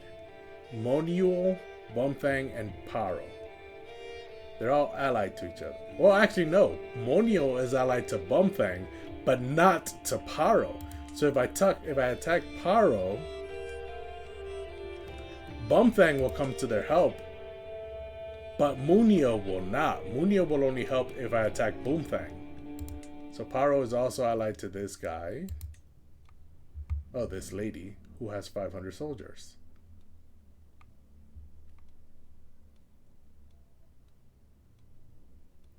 She holds 2 counties in the Petty Kingdom of Bumfang. So, combined, I should expect about 1,400 soldiers from Bumfang to help out Paro if I attack them. Plus, there are already 360. That means I'll be facing 1,800 soldiers. I have 800. 600 of which are levies. Ooh, they have 100 mountaineers. So I will not have the advantage in troop quality. No. They have 400 men-at-arms. Yeah, so I won't have the advantage in numbers or in troop quality if I attack Paro or Bumfang or Munio. So what about Lo Yule? Lo Yule has no alliances and only 400 soldiers, so I outnumber them, and they only have 200 mountaineers. I have 300, so I have better quality than them. So I think I can take Lo Yule right now if I wanted to.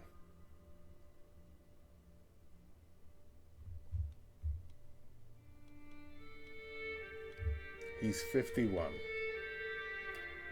His brother is his primary heir because he has no children. He's got a 50-year-old wife and no concubines. So he's not going to get any children. You know, his brother was the child of a concubine.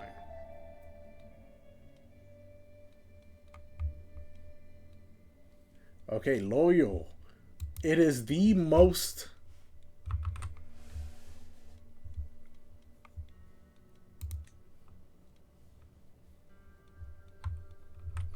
the most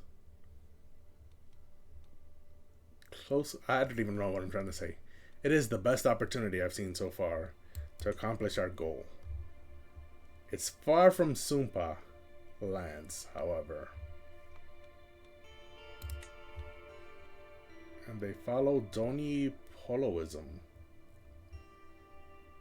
which I don't think is even Buddhist. No, it is not.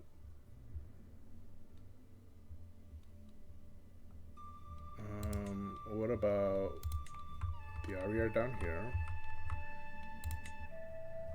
Okay, Tibet. Loyal is right here. And then Tibet. Okay, so it's at the southern end of Tibet. Tibet's de jure capital is Lhasa. Okay, so it's not too far. What's happening in U? Is U Independence War?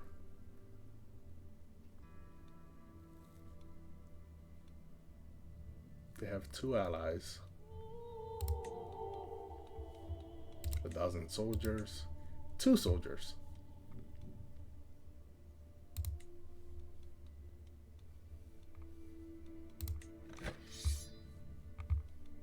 This guy has 1,600.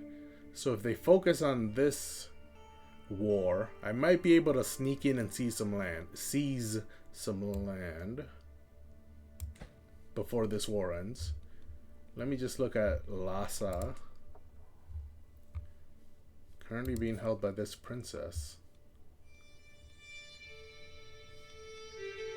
Can I... Oh, that is not what I meant to do. Can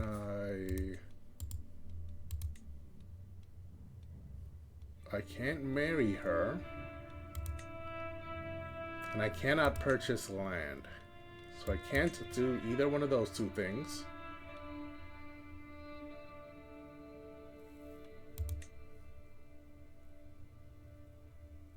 And she only holds 1 county.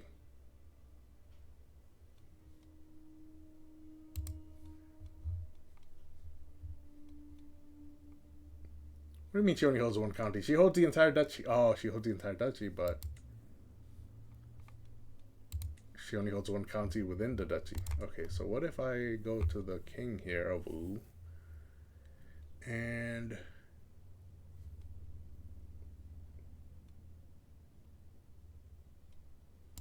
ask him for some more land? He currently holds the kingdom, the petty kingdom of Yarlung, which is in the south. It's not worth it. And the county of Zatan, which I believe is the capital of this entire kingdom.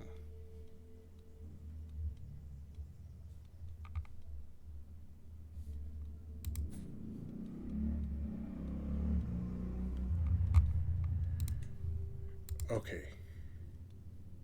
Where's my culture again? Up here. So it doesn't have to be U, right? No, I could go to Konyi here. They only have 300 soldiers. And they have 0 alliances.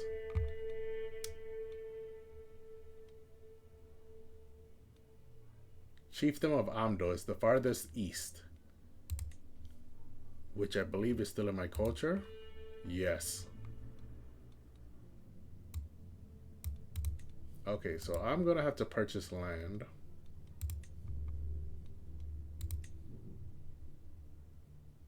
From her.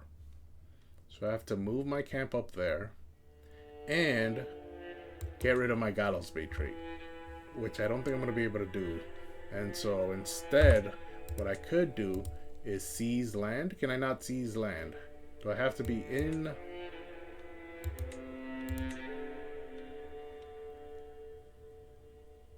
Can I kidnap her? And force her to give me land? Can I do that? Her health is poor. She has 2 children. But she has 3 chiefdoms within the High Chiefdom of Kony, so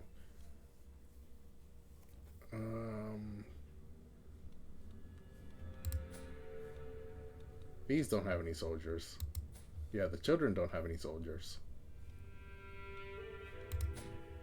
Oh wait, she's married to someone who has 800 soldiers. Oh, she's married over here. Never mind, I don't think she's gonna get any land there. Okay, so I'm just trying to plan out what I'm going to do, what my next plan of action is. Let me drink some water, because I think I've got a plan of action figured out.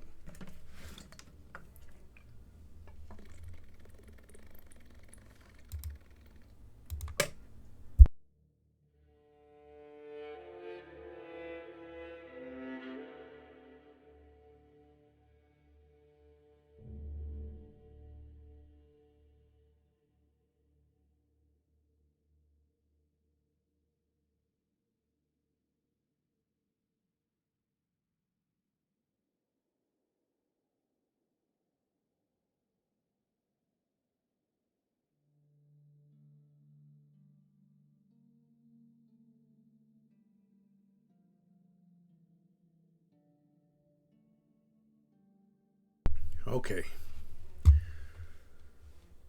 So for now, we want to go up here to Kony. Oh, I didn't check the Doi. No, there are more troops. Kony I like because there's only 300 troops. Yeah, so let's do these contracts.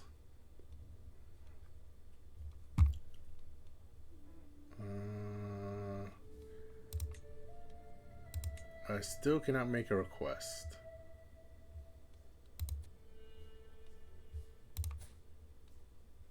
Oh, you have plenty of gold. 33 gold. Yeah, make that request.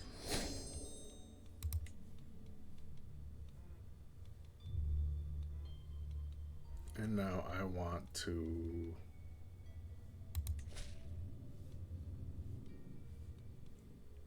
do another eye in the shadow. All the way over here in Song. No. We will do a golden gift. Since we just got it, and I've never done it before. You who are stout and watchful. An important convoy is about to depart. Protected along the way. Take the contract. A delegation from him saunters through the flaps of my great tent. Many are the roads of this world. We carry with us a mighty chest of jewels, perfumes, and precious metals.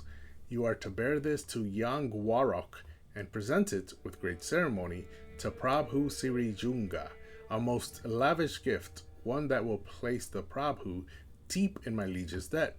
It must be closely guarded. Okay, so where is Yang Warok?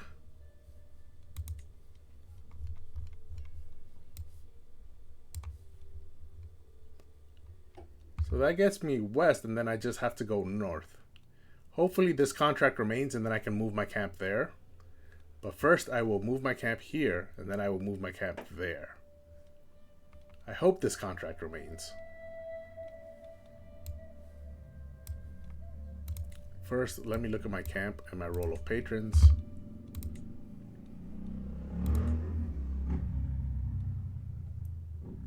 Okay, I've made a request of all of them.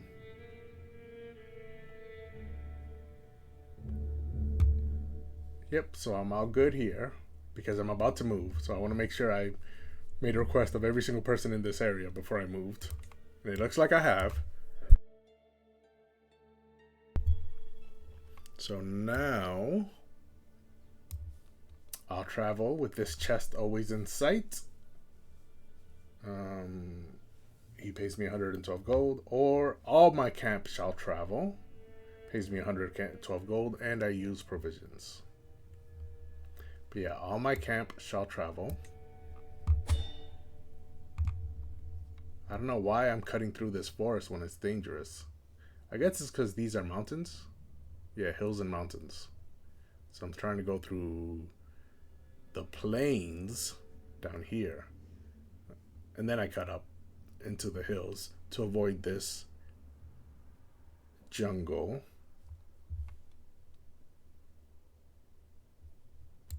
Let's scout for talent. 2 months. And then let's, if we're gonna cut through the mountains to avoid this jungle, then let's really avoid this jungle. That, just that one little tiny detour added a full month to my travel. It goes from 2 months to 3.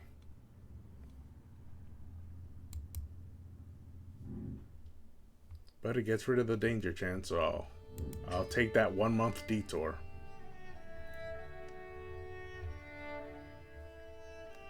Oh, I can hit this point of interest too while I move north. Okay, that's nice. And then I'll hit this point of interest on my next pilgrimage, maybe? Oh, there are a bunch of points of interest that have come in. And they're all capitals of new kingdoms that didn't exist when I went on my world tour 40 years ago. I think it was now, or 30 years ago. Yeah, that's why they're all crowns, because they're new capitals of new kingdoms. All the other stuff like this, the Battle of Aurora, stuff like that, I've gotten almost all of it. And all these religious points of interest as well. I've gotten almost all of them.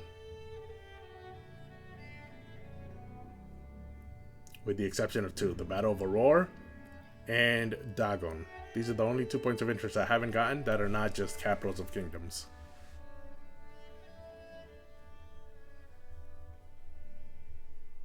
Yeah, see, this one has a plus, a crown plus.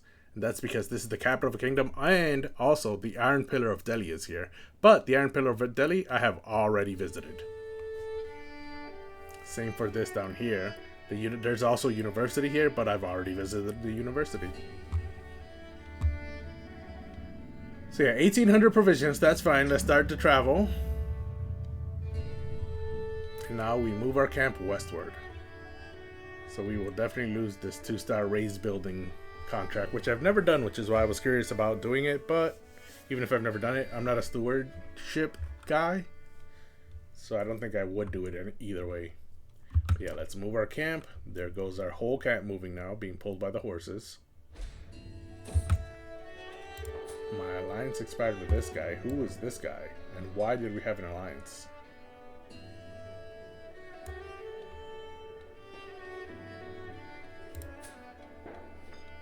Yeah, and I only have one alliance, which is with Malek Shah.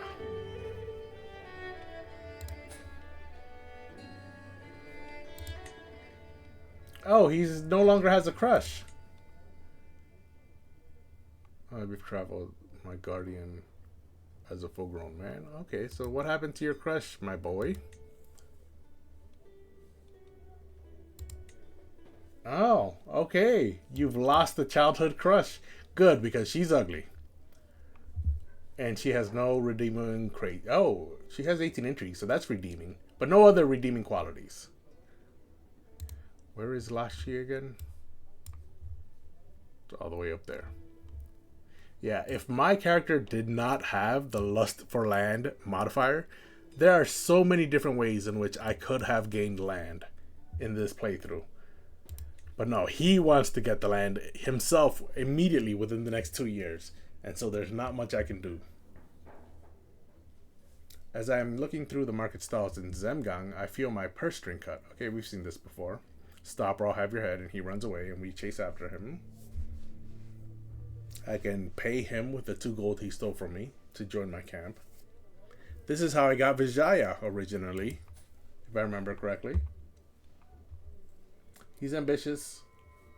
I'm ambitious. Ambitious people do not like other ambitious people. And so I don't think I'd recruit him. I'm also paranoid, so I definitely would not recruit him. You think you can steal from me, filthy thief? And then I kill him and take the 35 gold he has on him, which includes the 2 he took from me. But I gain 11 dread. Or give the money back and we can leave it at that. I lose 35 stress. I am a coward, so that does sound like something I would do. I'm currently have 55 stress. Yeah, so I think I would do that because I'm a coward. Give the money back and we can leave it at that.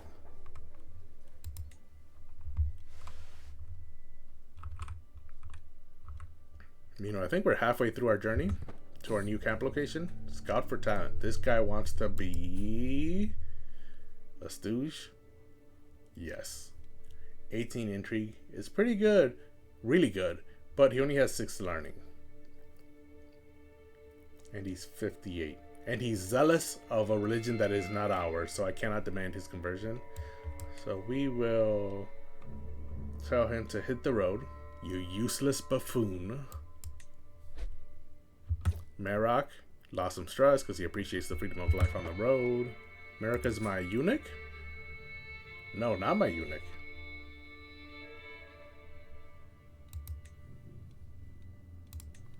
And we have arrived. Oh, I moved my camp, so I gain fame. I keep forgetting that I have that perk.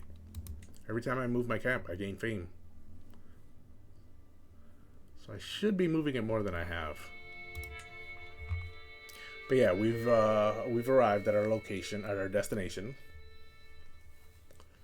Noble Prabhu Sirujunga, I proclaim. This chest teems with gold, silver, and gems, selected for you from the vast treasury of Nagarapati Sthi Tavarman of Tinsukia. Prabhu Sirujunga leaps from his throne, praise Tagera Ningwa Puma, and praise Nagarapati Sthi Tavarman. So Tagera Ningwa Puma, I assume, is some sort of deity for his religion. Few have known such generosity. My thanks, traveler. You are most welcome to remain in Yangua Rock, particularly if there be stray coins laying about your tent. Yeah, I should head back to camp. There's the 84 gold.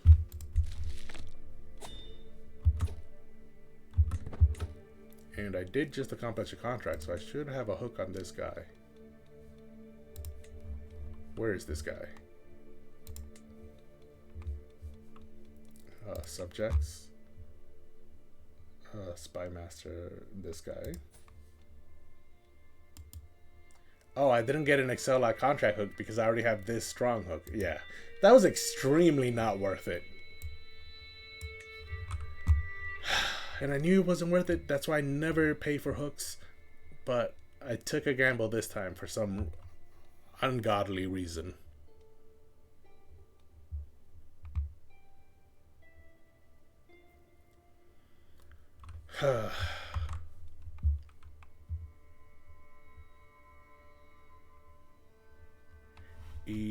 Barca, thanks for the follow.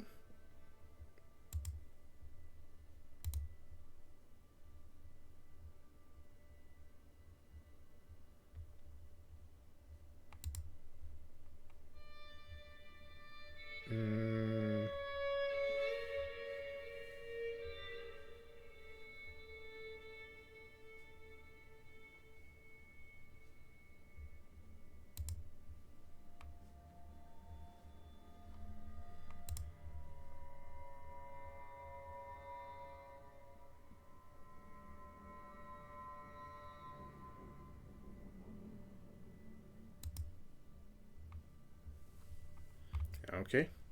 I was checking something out real quick. I'm starting to feel hungry. That's not good. Oh, my tummy's rumbling. That's really not good. Okay, what am I doing over here? I do want to go north. I have 2 years to get some land. However, since I'm already here, is this in Tibet? Are we in Tibet? No, we're not. We're just barely outside of Tibet. There's the flag of my tent, of my camp. Is that the flag of my camp? I don't think it is, actually.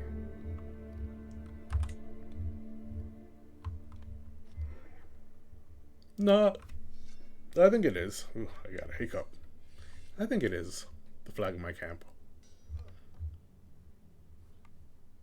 which is not in Tibet.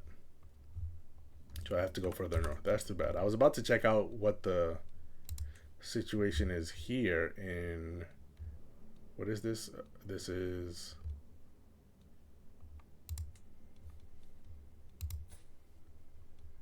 the petty kingdom of Limbuwan. 940 soldiers. They're allied to the Maharaja of Mlecheha. Mlecheha.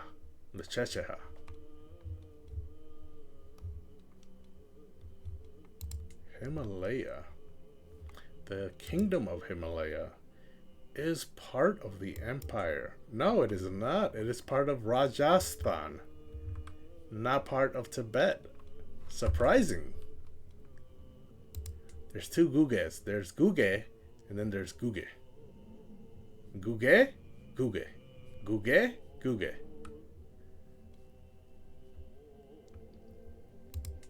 They both have almost 3,000 soldiers. So I'm just going to ignore both of those. Can I do this contract before heading north to gain some land? That is the question. Did the secrets contract disappear? It did. I don't see it anymore. But I'm still going to move my camp north. Settle theological disputes. Loyal disciples of Brahma, learned theologian, will be generously rewarded for settling local religious disputes regarding Vajrayana dogma. Appeal to the Mahasamanta of Nepal, but only if you be a scholar of gravity.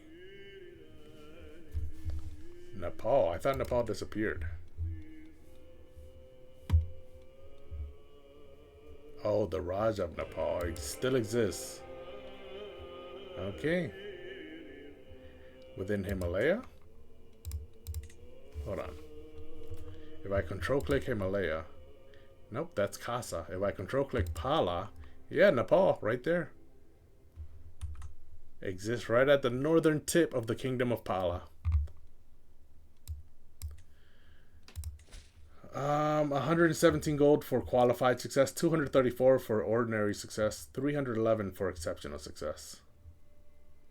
I think it's worth it. Plus I get 1,200 provisions to refill what I lost from my travel. I'm currently at 2,600. Yeah, I'm gonna take this contract. Hopefully it doesn't take too long because I think I have 2 years to gain some land. Modifiers. Halves the cost of the adventure invasion Casus Belli.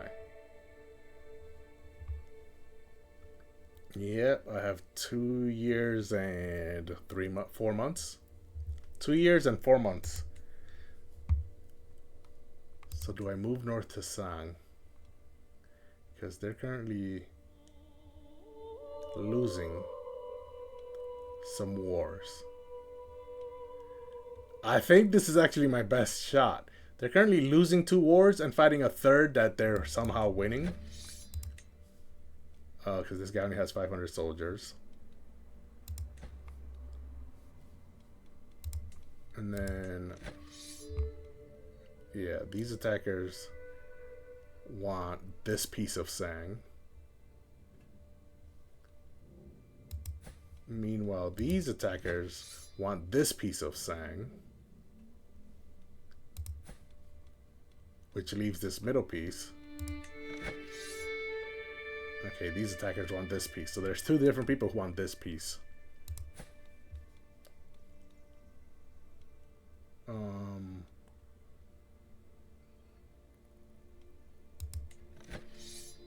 Okay, those are the people who want that piece. And then these people want this piece. So I think, if I remember correctly, that leaves this area up here, which is directly held by him. So I can declare war. Ho ho ho, that is exactly what I'm going to do, because my camp is right on the border with them. So I will declare war, yep. This piece that has blue stripes is one piece that's being fought over. The yellow stripes is another piece that's being fought over. And then I will fight over this northern piece here on the border of Nima. And if I look at the culture map... Ooh, the Tsangpa culture. But we're very close to Sumpa. Should I just forget that and make it my way all the way up to Konyi? They only have 100 soldiers.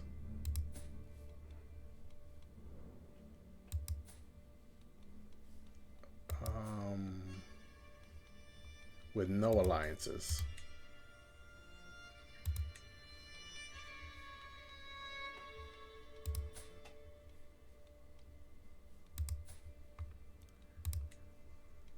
Yeah, I think I'll risk it and I'll go up to Konyi and attack them. Hopefully she lives long enough. Her health is poor because she whips herself. But she's not infirmed. And she's in debt too. So she cannot hire mercenaries.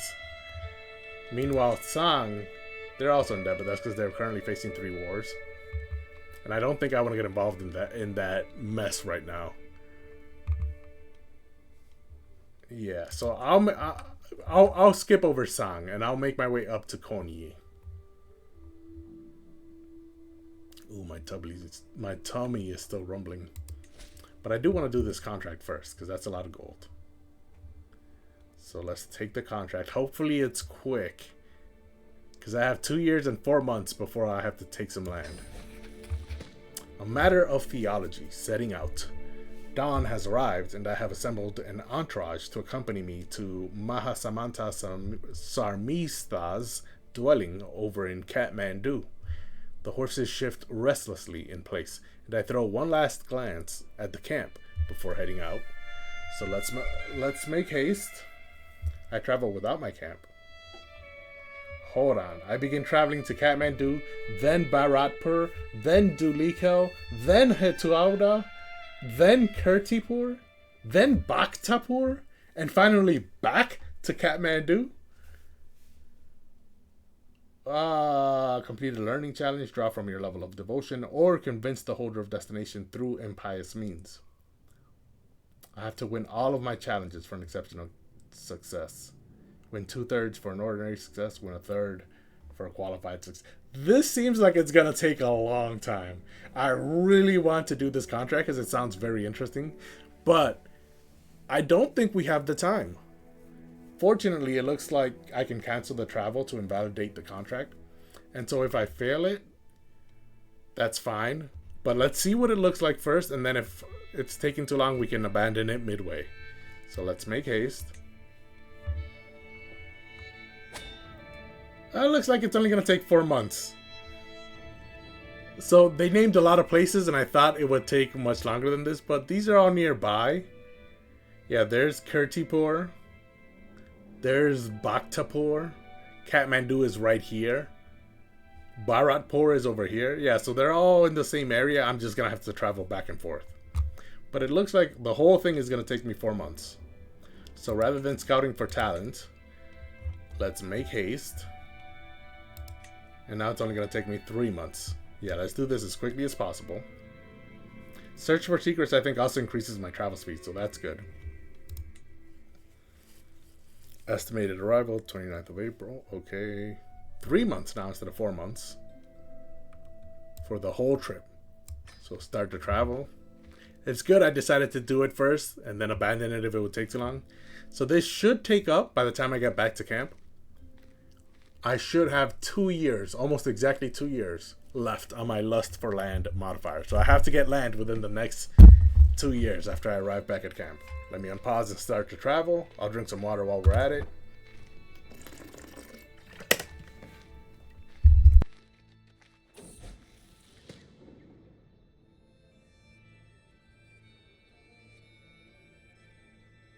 I don't know why she was looking so mad at me and gesturing so aggressively, but the guiding hand. And that's when she started snickering. Mahasamanta Sarmitha's indignant rage is palpable. I have had many a theological discussion in my day, and the enlightened knows I try to stay patient. However, some of my subjects may need an additional nudge to see the light. Perhaps you could be that spiritual guide. She nods for herself, seemingly pleased with her solution. Siddhartha bless you on your travels. Now go. I shall do my best. Okay, so I have a score of 0 out of 2 currently, so I need a +2 score to get a qualified success. And I have arrived at Bharatpur. Nagarapati Ruchir over here is comfortably leaned back in a cushioned chair as I enter the relaxation room. He rears his head as I approach. Oh, that little disagreement? I didn't really think much of it, but if you have additional arguments to present, by all means, he shrugs. I didn't especially mean to make her mad, even if we don't necessarily agree on that particular point. I hum in agreement as I carefully chart the best way forward. Learning skill, allow me to share my interpretation. 96% chance of success. +1 score and 50 piety. Or a level of devotion. What is my level of devotion? I'm faithful, which is the 3rd out of 6 levels. So I'm right in the middle. Sinner counts as level 0. So I'm technically at level 2 out of 5. I don't think that helps me much. Nope, 40% chance of success. Or, what is this? This option is available because of my piety, which I'm currently at 606. So it's not a lot. I shall pull no punches when convincing him. I spend 100 piety to get +1 score. Okay, so that's easy. That's if I don't want to risk any percentages. I just choose this option. Pay 100 piety, get the 1 score. And I have 5 disputes in total. So I can get a max of +5. And I think I have to win all of them to get exceptional success. So let's start with my learning challenge. My learning talent is exceptional. I'm at 25, which does qualify as excellent, even though it's my 4th ranked skill behind intrigue, diplomacy, and prowess. But it's still excellent, so it'll still work. 96% chance. Allow me to share my interpretation. And he comes around. +1 score, 50 piety. My just one more hill perk gave Nima 1 prowess. And now we're on to the next location, Dulikel. And it looks like I'm arguing with a monk this time. I find Matsendra at the physician's study, involved in conversation with 2 members of his Brahmins. The trio promptly stop talking as I walk closer, awarding me a curious glance. She was always a bit dense about that particular subject, he acknowledges, as I explain the reason for my visit. I certainly don't agree with her view, and I doubt I ever will. I hum in agreement as I carefully chart the best way forward. So again, my level of devotion only gives me a 40% chance. My learning gives me a 64% chance. Hold on. That is very low. What's his? It's because his learning is 21. Yeah, so I'm not much better than him. The last guy must not have been very good at learning. So I think I have 656 piety. I have 4 disputes left. So if I spend piety each time to succeed, I will have ended up spending 400 piety. So it's not that much.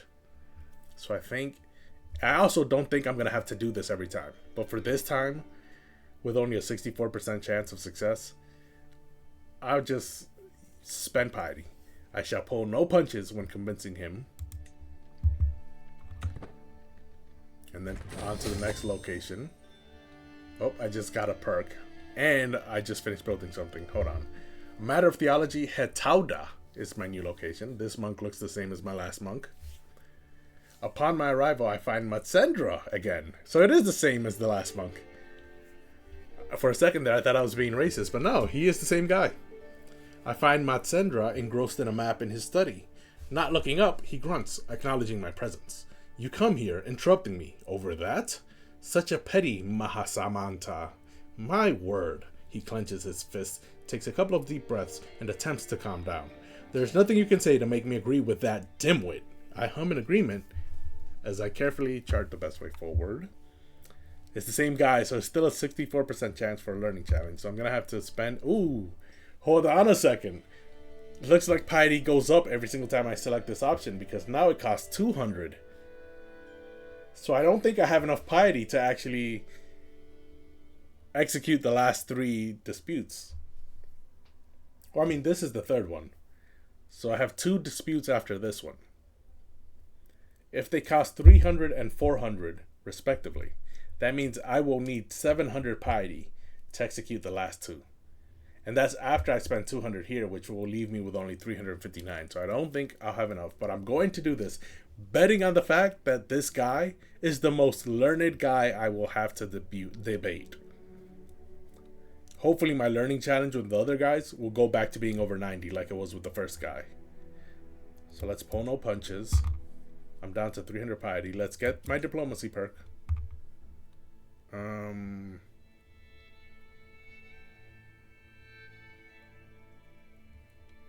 Groom to rule. Yeah, my children will receive 1 to 3 extra skill points. I remember we're trying to get down to sound foundations. So let's unlock that. So that instantly increased Sumnang's intrigue by 1. Pungsa's stewardship increased by 1. Mutik's diplomacy increased by 1. Timinrang increased his diplomacy by 2. Zenji increased his stewardship by 2. Nima increased her stewardship by 1. And Senma, my youngest, increased her stewardship by 1. Meanwhile, I just finished building the baggage train.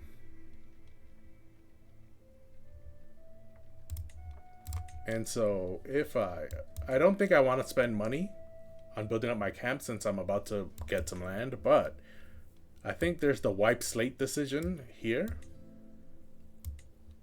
Yeah, expert negotiator improves the effectiveness of the white slate decision, and also increases monthly diplomacy lifestyle. But I need freebooters. I need a freebooters camp. It'll take 8 months to build. Can I switch my camp purpose right now?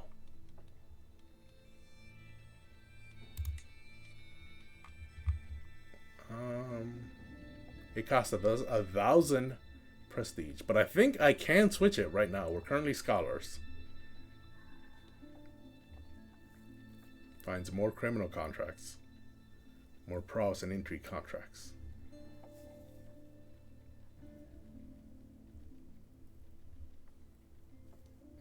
Expert negotiator, and I think the lock wagon was something I wanted to build as well, but it's too late for that now.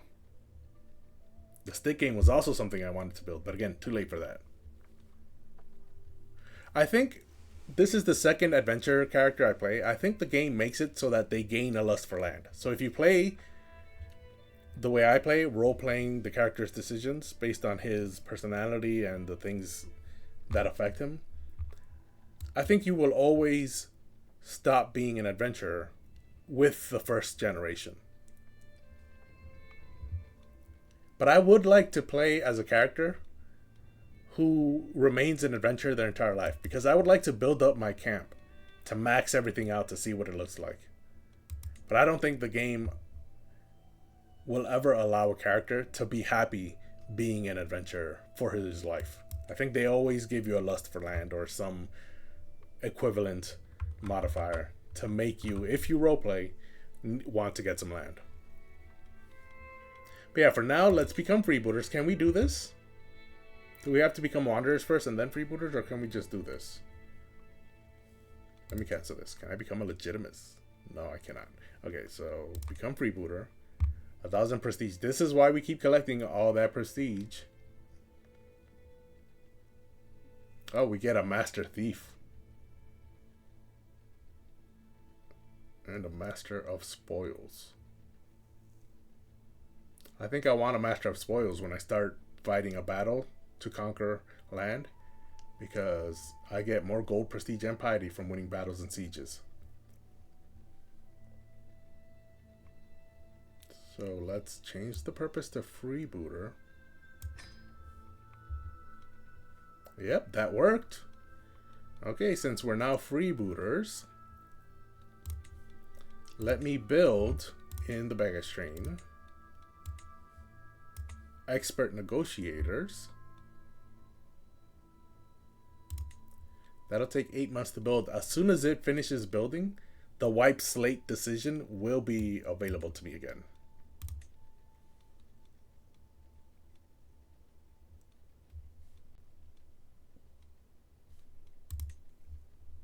She has a... Oh, my hook is expiring on her. Okay. I should have demanded payment in hindsight when she had 11 gold. Yep. Because that hook is expiring. So let's take the 8. And then I can make a request of her because she's on my roll of patrons. But she doesn't have any gold to share. I could rent tonight since we're about to go into battle. No. And that just reminded me, because I could arrange a marriage, it reminded me that there are unmarried women in my camp. And there are a bunch of unmarried men in my camp.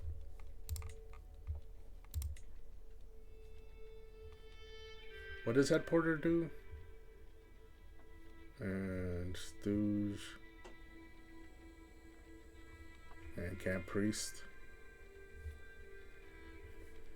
Ooh, I think I actually need a camp priest at the moment because they increase my learning based on their aptitude. And these are going to be a bunch of learning challenges in this contract before I execute it. So Bone can be my camp priest. He's of my religion. Perfect. That gives me +2 to learning. And then the head porter, provision loss. When we go to war, this is going to be important. That helps supply capacity as well. And so Thipang here can be my head porter.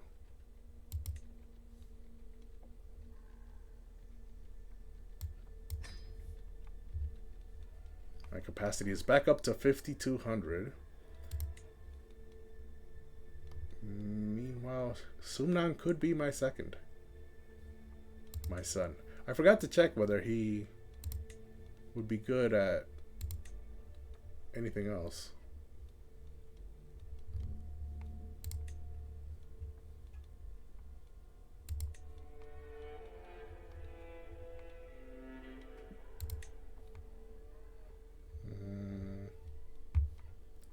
He'd be good at head porter. No, at chief forager. But I already have an excellent one here. No, at chief cook. Where did I see him? I just saw him somewhere.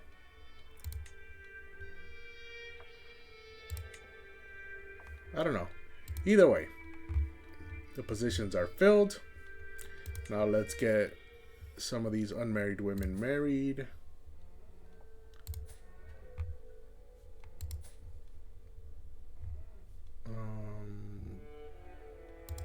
I don't even know you. When did you get here?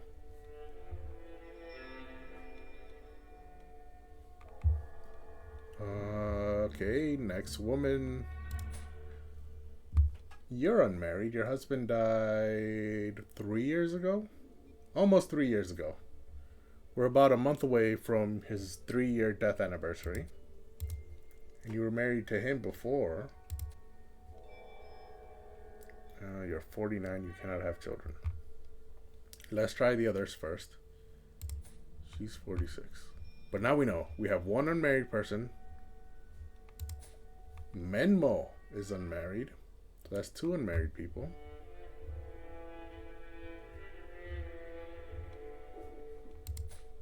Lecky.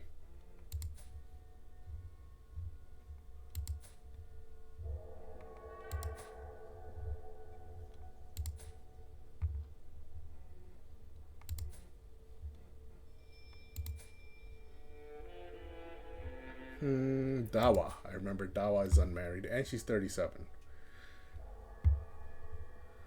So she is the best unmarried follower I have because she can still have children. So let's see if there are any men with inheritable traits.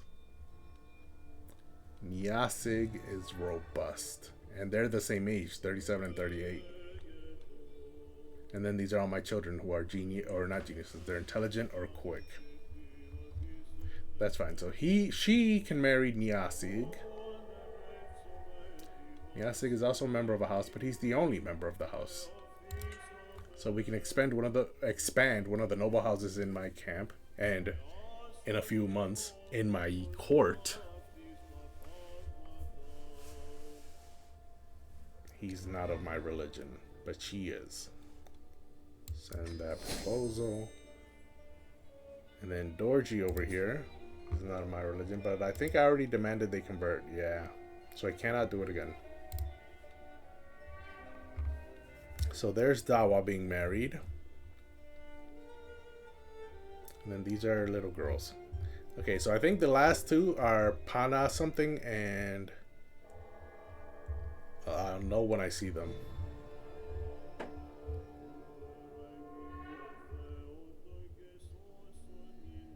There. But I think there was one more before her.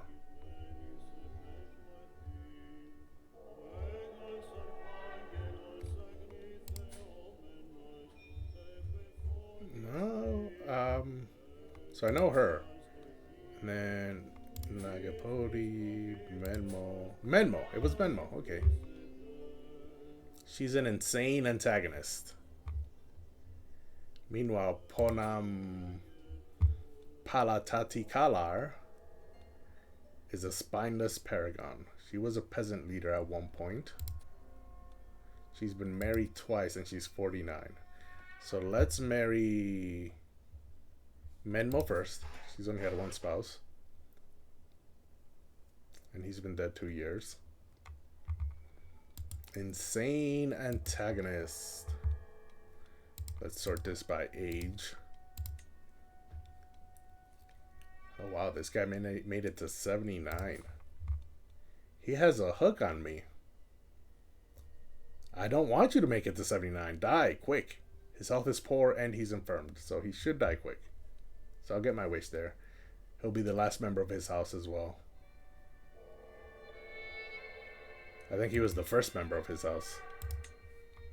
Yep, he created his house, but he had no children. So that's unfortunate for him. Who was I marrying? I was marrying Menmo. Sort by age. Let's get the oldest out. She is vengeful, impatient, and wrathful. He's about to die. And so Merak, he's infirmed, so he's also about to die. This poor lunatic.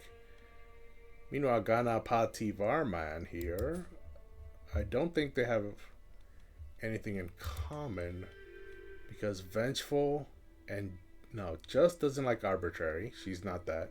Zealous doesn't like cynical, and believe it or not, she's not cynical. And compassionate does not like callous or sadistic. And she is not that. Yeah, so believe it or not, this just compassionate, zealous person fits perfectly fine with this vengeful, wrathful, impatient person. This insane antagonist. And he is a zealous empath. Yeah, they get along well. They cannot have children because he's 57 and she's 46. But he is the last of his house. Send that proposal. Just so that they don't, they don't get lonely in my camp. There you go. And then the last one is Ponam Palatati Kalar. This is going to be your third spouse.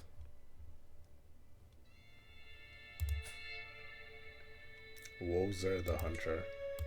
And originally I married her to Jayamala because he was beautiful and I was trying to get some beautiful children in my camp.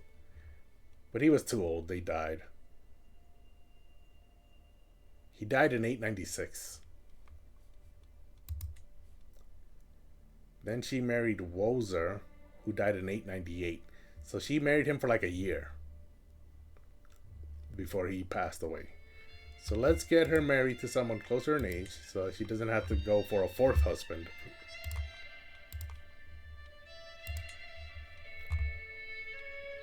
Yep, these two are dying. And then Pema is younger than her.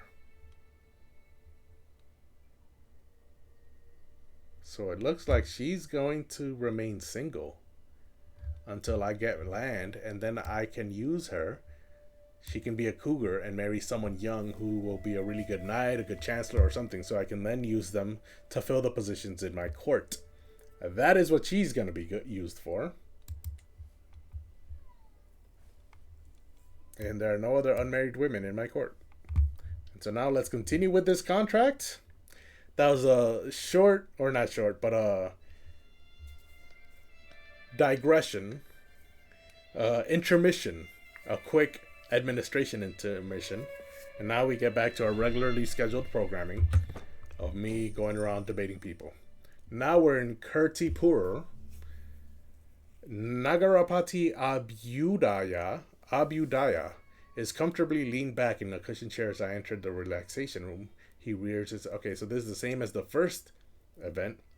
However, on my right, my camp priest Bone hums and nods, mentally preparing his spiritual conviction. So now I have a camp priest who helps. Not only do I have a 95% chance of my learning challenge, because my learning is now 23. Wait, did it go down? Oh, it did go down because it was a scholar purpose. And the scholar camp purpose helps me with learning. But I still get a +1. No, +2 from my camp priest. So it would have been 21, but now it's 23. This guy's learning is 7. So that's why I have a 95% chance of success. Or my level of devotion only gives me 40%. But now my camp priest, I can tell him, Divine Bone, friend, what do you think? And I get a +1. And I gain 25 piety. Without any percentages or anything. I just get it. Like, this is awesome. I should have hired him earlier. And if I wanted to pay piety to get +1 score, it would cost me 300 now. But yeah, it's a guaranteed success. So it looks like I'm going to get an exceptional success. The last 2 contracts, I'll just have my camp priest do it. Yep. And I gained some extra piety on the way. Ooh, Bala Varman died. Let me finish this first. We have arrived at Bhaktapur. And it's Matsendra again. This is the 3rd event with him. Okay, and I doubt I ever will. So this is the same thing he said last time. But now I have my camp priest Bone on my right. So learning challenge would be a 57% chance this time. But... oh, my friend has a 75% chance of success. But this is the last dispute. So if I win this, I get an exceptional success. And if I fail, it's an ordinary success. So this, if there were any other time, is the perfect time for me to pay 300 piety, which will leave me only with 84, because I'm at 384. So I will pay to get that last +1. I don't think I'd be willing to risk this 75% chance. So let's Pono punches. And the conclusion. Oh, now she's happy. She was gesturing aggressively originally, but now she's happy. So Sarmista virtually dances into the room upon my return. Marvelous! Stray sheep return to the fold. All of them. Even that pesky Abhyudaya. She turns to pick up a pouch heavy with coin and hands it over promptly. Earned every last bit of this you did. Thank you, and do let me know, should your path ever bring you to Kathmandu again. I smile and nod. The enlightened guided my path. 208 gold, 60 opinion of me from her. I gained 675 prestige and 500 piety. So I ended up paying, I think, 600 with the 3 different times I paid piety for a +1 score. So I paid 600 and I gained 500. So I ended up losing 100 in the end. She's in my role of patrons. I gained a weak hook on her. And I make progress in the legacy of Kirong decision. Okay. And now she's 60 gold in debt. Meanwhile, my alliance with this guy expired because he died. Is my son still betrothed to his daughter, though? I gained a level of devotion. That's nice. So now I'm a devoted servant. Her. Yeah, we're still betrothed. And her older brother is now the new Maharaja.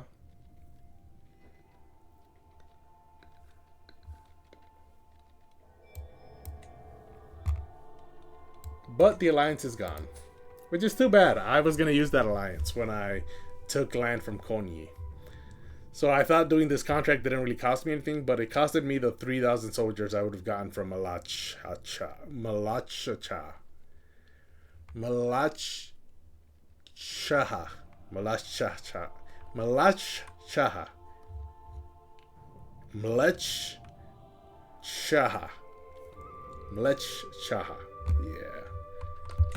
Let's go back to camp.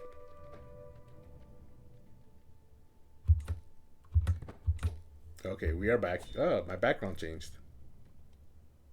To show that I'm back. Are there children in my court who need education who are not being educated? There are. There's 2. She is pensive. Stewardship and learning. Base 3 stewardship. Base 4 learning. So she should be, yep, learning focus. And then her educator. Learning. My camp priest. But you know what? How about my wife? She's got more balance than that. What if I by sum of all skills? 14 learning for Selbar.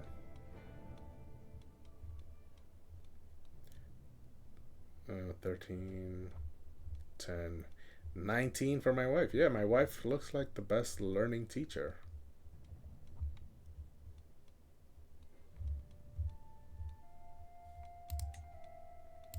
It's only 1 worse than Bona's learning, but she's much better at everything else. So yeah, she can teach Siyama Devi. And then Prabhavati needs a teacher. She is bossy, martial and stewardship. Base 2, base 3. Okay, so she's stewardship focused. Yep, all of that makes sense. Educate the child. Stewardship. Devavati, 26 stewardship, 12 learning. She is an awesome stewardship teacher, and she's got a +4 Midas, 4-star Midas touched. So she is perfect. Oh, and I can even convert her faith. I'm not gonna convert her religion. She doesn't need to be Bengali. She can stay Kanauji. Although they speak Shauraseni. What do Bengalis speak?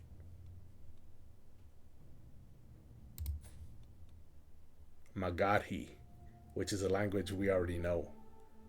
But you know what? No. Let's keep her with her own culture. Send that proposal. And that is it. Yes? No more children? No more children. Need education. Perfect. All the children are educated. Now, we will move our camp up to Konyi.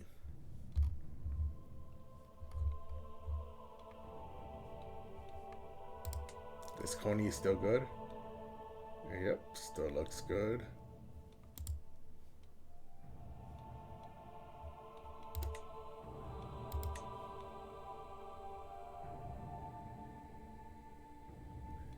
If I was, I would like to take land peacefully, but if my gallows spade does not allow it.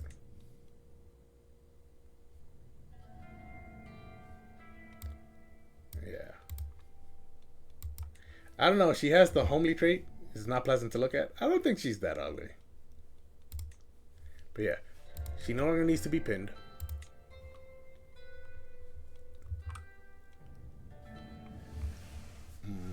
Let's move my camp. I want this land over here in the east. So let's go here. Amdo. It'll cost me 1,000 provisions. Look at that. I can even hit 1 point of interest here. the only point of interest I'm missing here in Tibet. Okay. The capital of the Gyalpo of Sang. 150 learning lifestyle because it's a scholarly court. Okay, so we're making haste. No, we're not making haste. We are scouting for talent. 3 months to get there, and I still will have 1 year to gain land. No, 2 years to gain land. Okay, so I'm making good time. Let's customize the route. There's no reason to go through Niamo. We can go through their capital. Still 3 months. And then, oh, that is our destination. So we cannot avoid that, which is a high chance of danger location. But it's our destination, so we can't avoid it. Do I know how to pick them? Why is it a high chance of danger? It's in hills. I'm a famous visitor. It has a thieves guild. County control, popular opinion, holder's opinion. Anything could be hiding among these hills. Okay. Let's apply. And let's make our way there. Oh, I just realized what could happen. I'm going to say it because I don't think it's going to happen. So let me just tell you what is a possibility of what could happen. If we arrive here and before the travel ends, this high chance of danger actually has an event pop up. The event has a small chance of killing us. And if this character dies, we lose our lust for land. So if he dies, we will then begin playing as Sumnang. And Sumnang, his only modifier is his pet dog. So then we can continue being an adventurer. But again, like I said, there's a very low chance that an event will even trigger once we arrive at Amdo. And if the event triggers, there's a very low chance that the event will lead to death. And even if it does lead to death, that's probably only one of a few options. And since I'm role-playing the character, even if I would like to continue playing as an adventurer, I would not make a decision that would put me in danger of death. Especially because this guy is a coward. And he's paranoid. A paranoid craven will not put himself in a position where he's about to die. So that's probably not going to happen, which is why I mentioned it. Because even if it probably won't happen, there's there's a more than 0% chance that it will happen. But yeah, let's move our camp. There I go. And while I'm traveling, I found out this lady's secret.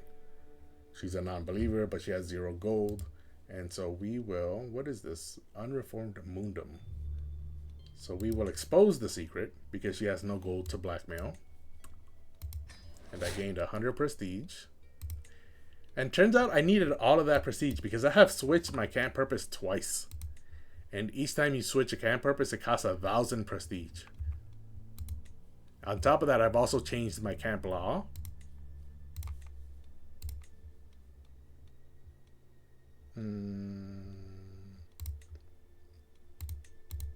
I think it's actually still in Rome. I've changed my camp law.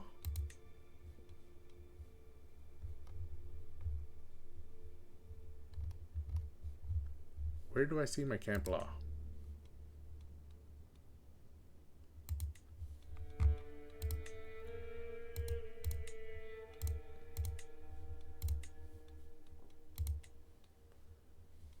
I don't actually know where. I've seen it before. How did I lose it? Oh, there it is, camp law. Duh. The tab is called laws. So yeah, I changed this to equal, which I believe cost me some prestige as well. Yeah, 500 prestige it cost to change the law. So I have in total spent 2,500 prestige. So it's good that I keep making so much prestige by exposing secrets and by moving my camp. Does moving my camp give me prestige? I don't think it does. I think it gives me fame, which is different. Lungma, it has a lover. She has 0 gold, but her lover. Who is her lover? Hooks and secrets. She has a lover. This guy.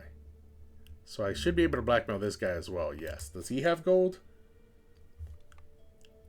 Nope. Neither of them have gold. So let's expose that secret.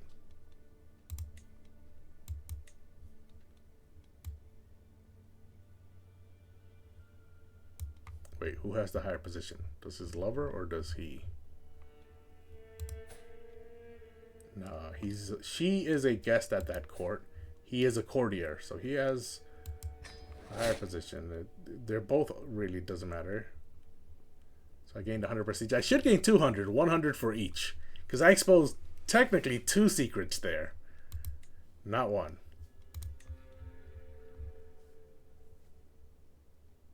This guy has a weak hook. I mean, he's still alive. Die already. Let's continue on our journey. We visited the capital, gained 150 learning lifestyle experience, and 5 experience in Wanderer, which I've already maxed out many eons ago, so that doesn't really matter. My guy, I just realized, has aged very gracefully. He is 50 years old, and look at his face. He still looks like he was in his 30s. I mean, sure, he's got a few more wrinkles, but his face hasn't really changed much. I mean, look at his wife there. Even his second wife looks a little different.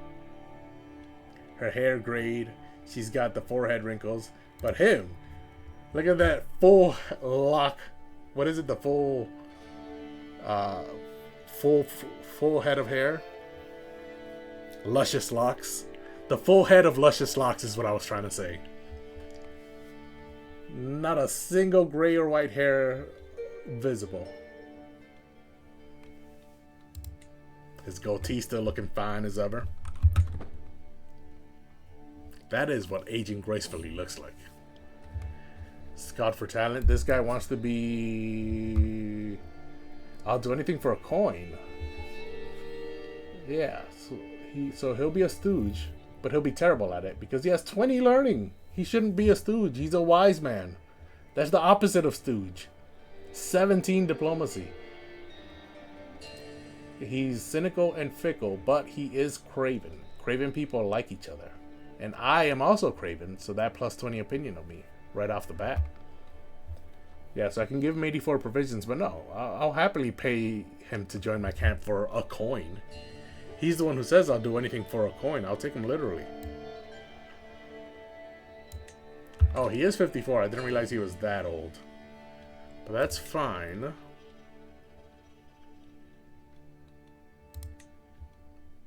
I'll fire him. She's 31 in Hale. He's 43. He does not have any of that. But they should have some children soon, please. I would like some Hale children in my court. But yeah, let's fire him. Also, firing costs prestige. 25 each time you fire someone. And I've done this a lot as well. So the prestige, even though I originally thought, what is this good for? When exposing secrets. Turns out, I've used it a lot. Countess. Rent a night.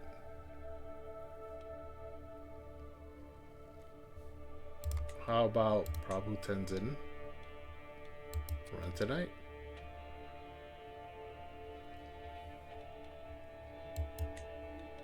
We're about to go into battle, so maybe I should rent a night.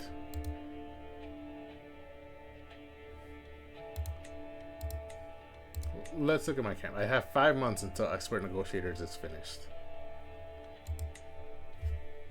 But we have arrived at Ando.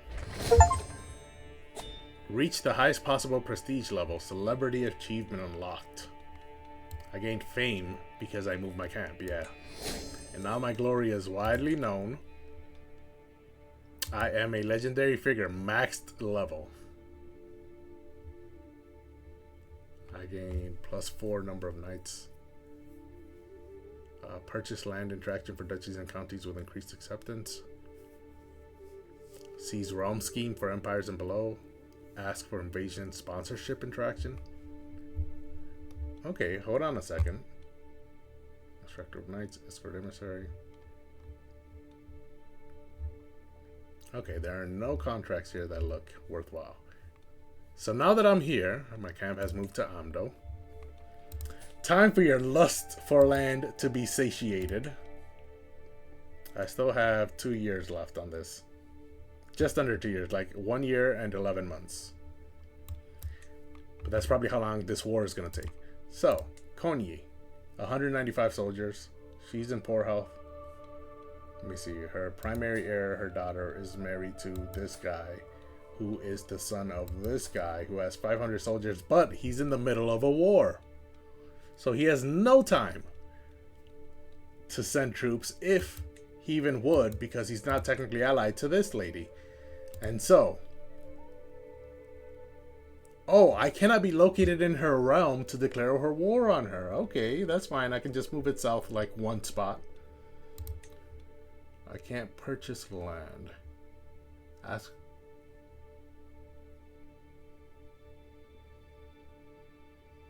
Seize realm.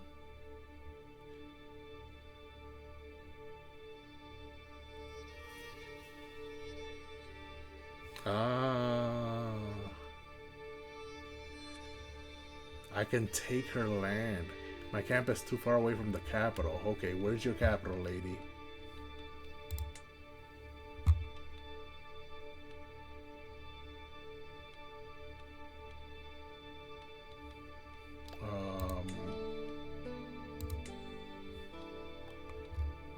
That flag is the capital? And where am I at the moment? I guess I am too far. Okay, let's move the camp over here. Ooh, that is all dangerous. And this time, rather than scouting for talent,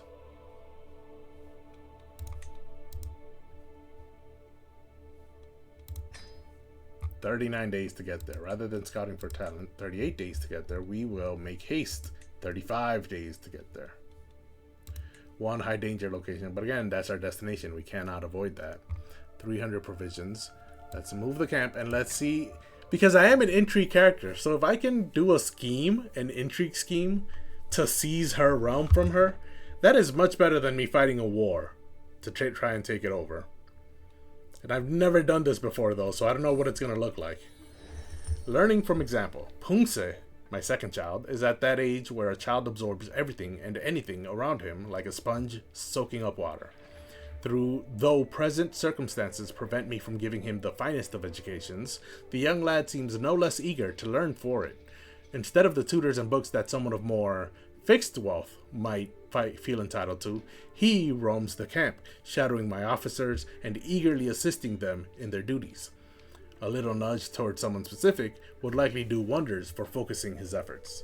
Okay, so he is focusing on, he has a stewardship education, pensive personality, stewardship and learning, base 6 learning, base 6 stewardship,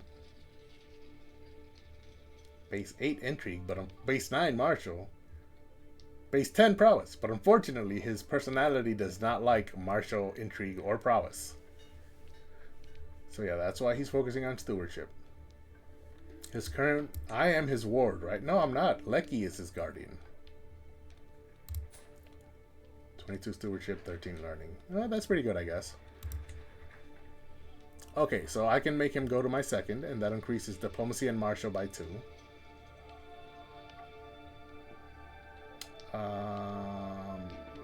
Yeah, that's not worth it. Those stats are already high enough for someone who's not focusing on them. He doesn't need more there. My Chief Forager, who's still Sobar, but he'll get 2 to learning and prowess again. Those stats are... Learning could use more, but prowess is already high enough. It's tied for his highest stat. He doesn't need more when he's not focusing on it. My Chief Cook will increase his intrigue. My Master of Arms will increase his martial and prowess. Yeah, he doesn't need any of this. What he needs is stewardship, which is not showing up. So I guess his learning and prowess. Gregarious, brave, arrogant. Yeah, you can go to my Chief Forager. My camp has been moved. Oh, these are a bunch of contracts available. But I didn't move my camp to get more contracts. Ooh, that's a 3-star one. I've never seen one of that before. Russell Animals. Oh, this is a poaching contract, which will increase my experience in my gallows bait poacher trait. But I don't need experience in gallows bait. I'm trying to lose my gallows bait experience. Speaking of which, is the wipe slate decision? No, I still have 2 more months. So while that is happening, let me begin the scheme. Hopefully I can do this. To seize the realm. Attempt to seize High Chiefess Baninera's domain and several of her vassals. If successful, vassals of the realm may become independent based on their relationship to the old ruler, differences in culture, faith, and opinion with the adventurer, subs realm size, military strength, distance from the capital, and other factors. Predicted difficulty? Easy. Failing this scheme will have dire consequences. So I'm thinking, the one thing I hope is that we don't lose Quamdo, because that's the one I do. Amdo, because Amdo is the one that's in my culture's territory, in Sumpa territory. However, Garso is also in Sumpa territory. Okay, so that's the only chiefdom that's not in the territory is the capital, Kozahoma, which is in Zhangzhung culture territory. But that is fine.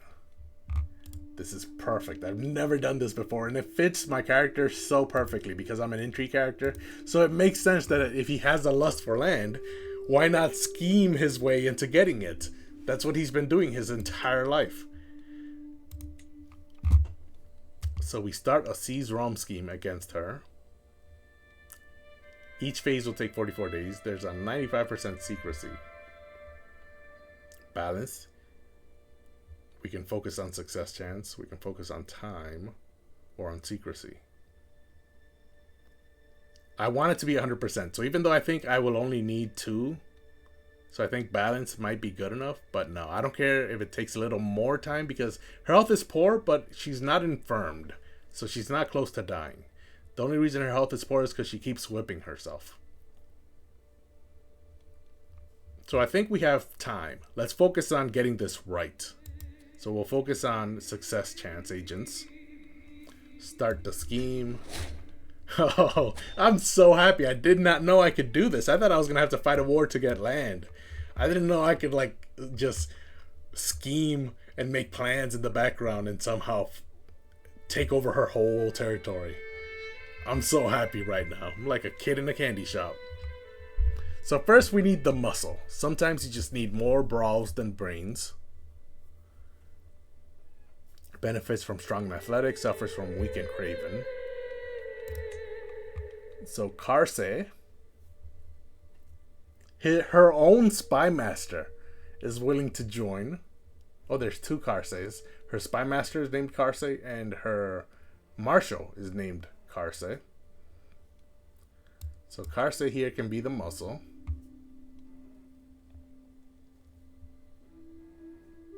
He's reluctant, minus 40, and he does like her, so minus 24. However, I'm a conniving puppet master, which gives me plus 25. And my intrigue skill gives me plus 46. So I instantly canceled out his 2 biggest reasons for declining to be part of my scheme.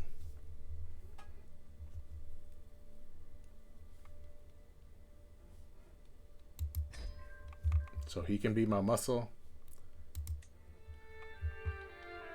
Ooh. The remaining muscle doesn't seem to be that good. So let's look at the diplomat, which is also a success chance. Some situations call for a delicate touch, and there's nothing subtler than words whispered in private. So my diplomat can be his chancellor, her chancellor. He would be a 12 muscle, but he is a 41 diplomat. Obviously, because he's the chancellor. And so that gives me to 100%. I don't even need the second muscle. So I was right the first time. I only needed 2 success chance agents in this scheme. But yeah, he will accept minus 35 from his reluctance. But again, my intrigue skill gives me plus 46. And then he's a treacherous zealot, his personality. So he finds this immoral and has nothing to gain. Combined, that gives him minus 20. But again, I'm a conniving puppet master, so that gives me plus 25. And then to make this a little quicker, 48 days per phase. Instead, we will have... he can be convinced. Do I bribe him? Hefty bribe. That's 25 gold, and he's still at my 29. My prestigious good word will cost 225 prestige. I've got nothing better to do with that. He cannot leave voluntarily until November of 906. I should have executed this scheme by then. And then a bribe. Yeah, he'll need my good word, a hefty bribe, and a hook on me? Yeah, I'm not going to give him all that. You know what? The scheme doesn't need to be that quick.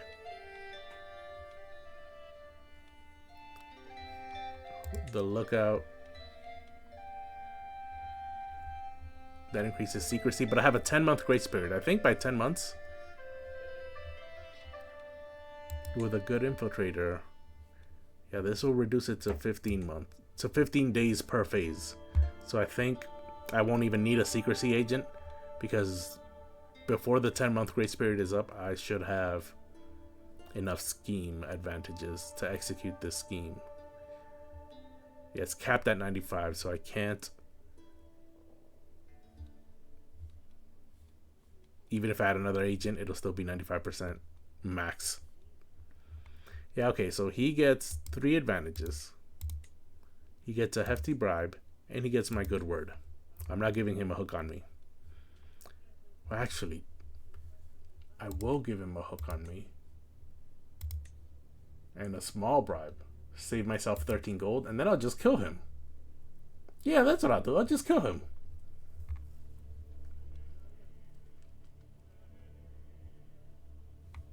Ooh, I get stressed out because I'm paranoid and don't have a hook on me. That's 211 stress.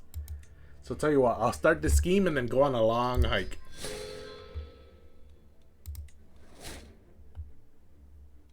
Yep. 15 days per phase now. So by the time the grace period ends, I should have more than enough advantages to execute this. Meanwhile, while this is happening, let me go on a long hike. While my conspirators try and take over this land. Hike. May gain wise man or trade experience. I already have wise man, right? Do I not have wise man? I thought I did. I guess not.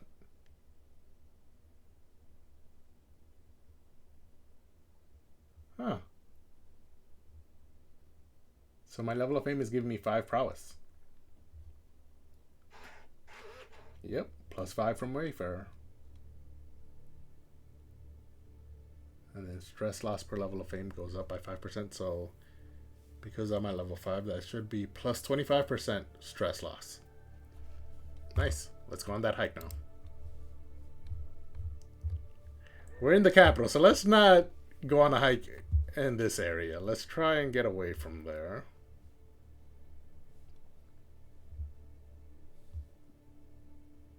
Let's go to the east, closer to my... Ooh, yeah. A lot of danger all over the place here. Let's not make haste. And that no longer becomes high danger. It becomes medium danger. And then why is it danger? County control. And so I'm willing to spend some gold. I have 800. Let's hire a mercenary guard. Still dangerous, huh? How about cultural ambassador? Nope. Medical equipment. We're in hills. So how about Pathfinder's gear? That's still dangerous.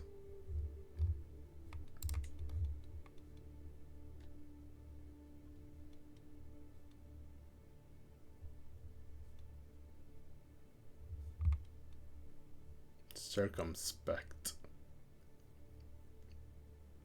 Lowers travel speed, but never let them know your next move. It lowers enemy hostile scheme phase length and scheme success chance. Appeasement. A mellow journey. Receives fame. Appeasement. Do I have a lot of dread? No, I have 0 dread. That doesn't matter. Yeah, so let's be circumspect. 14 days. It was originally 13. So that adds an extra day. But it looks like I cannot get rid of these danger areas. And my intent, is it recreation? I don't need more fame, so it's not storyteller. I can gain opinion with my traveling companion, but they're all at plus 100, right? Every single member of my camp is at plus 100. Dorji's at 92. How dare you? But yeah, so I'm not going to befriend, and I'm not going to storytell. So let's recreation. Let's lose as much stress as possible. Because I don't need more fame. I've already maxed out my fame. So confirm that. I'm probably going to get to 0 stress like halfway through the hike. My traveling companion. I went with my oldest son. I went with one of my wives. So now let's go with...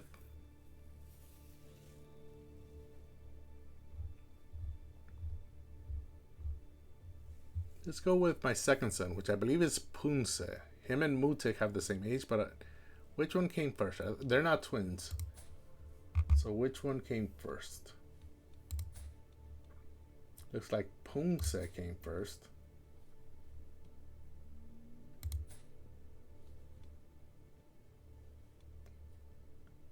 They're both 15. How did that happen?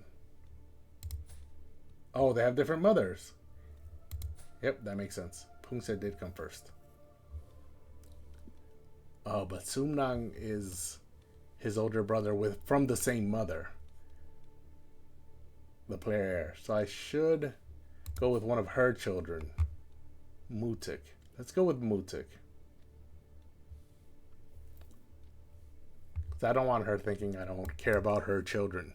So we will go with Mutik. He is compassionate, just, and chaste. All good things. And then a short hike or a long hike? I'll spend a 35 extra gold for a long hike, because while I'm on that hike, the scheme is going on to try and take over this kingdom. Is it a kingdom? Let's start the hike. The scheme has been frozen. I did not know that. Can I change it to a short hike? I thought I could just go on this quick little hike, and while I was away, by the time I got back, someone would just lead me to the throne room. Alright, hopefully this long hike isn't that long. On the road again. How I long for its leafy bushes and sweet-smelling orchids. Yes, yes, yes. I can't wait. Just one more hill perk gave Zenji 1 prowess. Mental break. How did I get to level 2 stress? When did that happen? What stressed me out? What just happened that stressed me out so much? I have no idea what just happened that stressed me out that much. Of late, my followers seem to avoid me at all costs. I hear whispers that they think me too impersonal, too distant. But that just means that I lead with a firm hand. It doesn't mean that I'm a monster, does it? Yeah, I'll just talk to one of my friends, because I have the Confider trait. All courtiers will lose 60 opinion of her, because they think she's a sycophant, aka a kiss-up. A butt kisser. But I don't care about that. They're not losing 60 opinion of me. So I'm no longer overwhelmed by stress. Yes, I'm back to level 1. My retinue and I have finally arrived at Shibde. And just for a moment, I'm taken in by the view. I hope this would be a moment to relax from the stress of court, but it's colder than I thought it'd be. Yeah, the hills are adorned by delicate frost and snow stretching to the distance. Hopefully I brought enough clothes, so I lost 12 more stress there. I came across a fantastic view, gained 78 fame. I don't really care about that. I lost 10 stress because I found a patch of wild berries. Senma, my youngest daughter, got 1 prowess thanks to just 1 more hill. That is a great perk. That's why my children all have such high prowess. They just keep getting it randomly. 3 months. Hopefully this person survives these 3 months. I should have gone on a short hike. The Forgotten Village. There's a village here? I find myself saying, deeply confused. It has not been on any map, and not a single person has mentioned anything about it. And yet, here it is. When I ask around for what the village is called, people simply say, the village? It's the village. In some kind of thick accent I have never heard before. Who are these people? Why have I never heard about them before? Let's see what they have around here. I gained 5 gold and 5 experience in Thief. No, I'm not getting any. I'm not looking for experience in Gallows Bait right now. The holding. So this county gains the Forgotten Village perk. Hold on, let me move it this way. The Forgotten Village modifier for 10 years. Plus 10 popular opinion, minus 5 danger. And a 25% chance I gain Wise Man. Or I can gain some fame, which I don't no longer need. So I have to learn all about these people. And I did not get the Wise Man perk, but I did lose 10 stress because I rested by a gentle waterfall. Nope, I do not see a Wise Man anywhere there. I saw a Standing Stone, which gave me some unneeded fame. Tired mutterings. I find myself quite enjoying our walk in Zibde, but to my dismay, the same cannot be said for my traveling companion. Mutik has started falling behind quite a lot, and I hear occasional expletives coming from him, sometimes even with my name attached. With a frustrated voice, he finally speaks up. Are we there yet? I am fairly certain we are still far away from our goal, and a considerable hike remains to get there. He looks at me expectantly for an answer. Maybe it's time for a break, and we gain 15 opinion of each other. Or, no worries, it's just around the corner. I lose 36 stress, and I have a 10% chance of gaining the athletic trait, which is a really good trait. Another health boost on top of all the health boosts I currently have that are making my health feel fine. Yeah, so let's see if we can become athletic. Yeah, I lost some stress, and I lost 12 more by resting by a quiet river this time instead of a gentle waterfall. I did not become athletic, unfortunately. My stress is down below 100, though, back to stress level 0. We have 2 months left on this hike. I found a small family of rabbits, losing 12 stress. I found nesting birds, gaining 26 unneeded fame. The breathtaking view. We continue up the slope, slowly, 1 step at a time. It has been a long day, and I can feel my thighs burning. I'm only trying to focus on... Okay, we've seen this before. Every single hike is the same. And then I get carried by one of my bodyguards. We reach the top. We're exhausted, strain of the journey, but now it's all worth it. What a sight for sore eyes and legs. I lose 12 stress. A month left before the hike ends, and Pungse comes of age. I'm proud to see my son no longer as a child, but as an adult. A natural administrator from birth, it should surprise no one that Pungse has come far in his studies of the management of the realm. Displaying a thorough understanding of the flow of gold and the wanderings of people, he even expresses a remarkable creativity in dealing with these matters. So Pungse is the second child. He became 16 years old first. 3-star fortune builder. He's not that great. They grow up fast. So he's got 12 stewardship. Let me unpause and repause. 16 stewardship. Yeah, 3 stars. Not great. My son in champion. Oh, he's got 16 prowess. That's why he became my champion. Okay, I see you.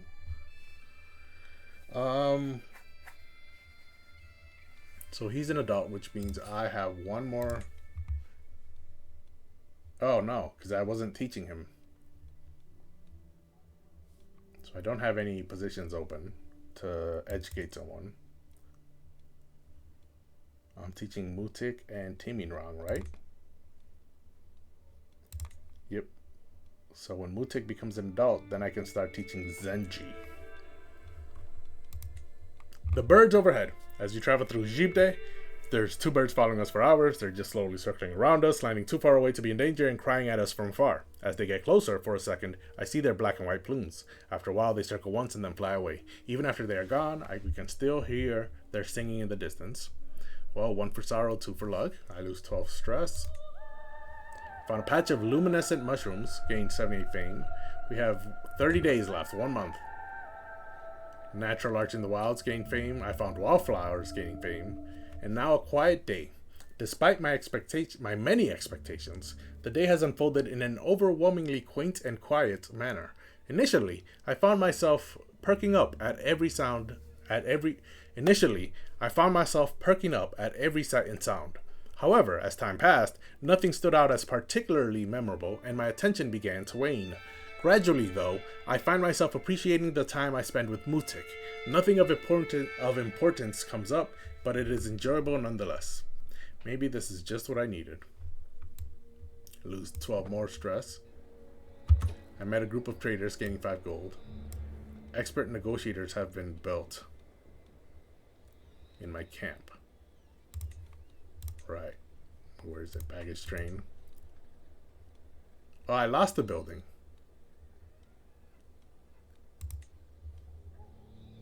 Because I changed my camp purpose. Yeah, so now let's wipe the slate. I think we can wipe the slate now. Oh, when I get back from the hike, we can wipe the slate.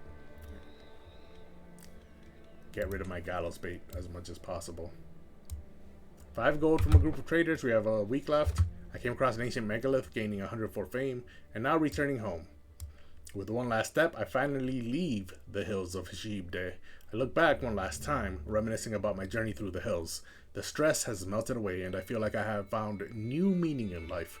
Reluctantly, I turn around, put the memories aside, and start heading home to the duties that are surely waiting for me. Alas, such is the way of life. I lose 108 stress because I'm a veteran traveler. Yeah, so even if I had a lot left over, and I don't, I only have 31, I would still lose it all with this 108. A scheme at camp. Someone is plotting to kill Lagian. She is ill-tempered, so that makes sense. But we must stop the villain. Finish the hike. I gained 572 fame when all was said and done.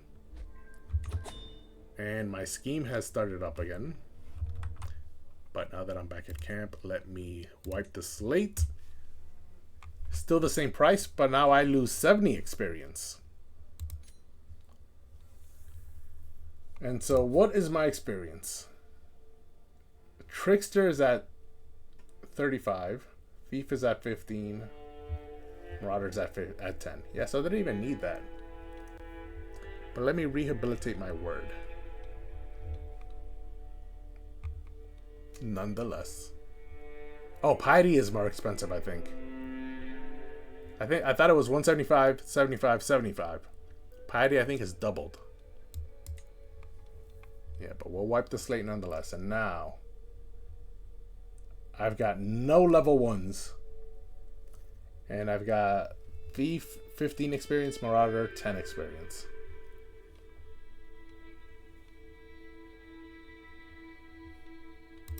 Okay, this scheme has 5 advantages. We're at 94%. The max is 95.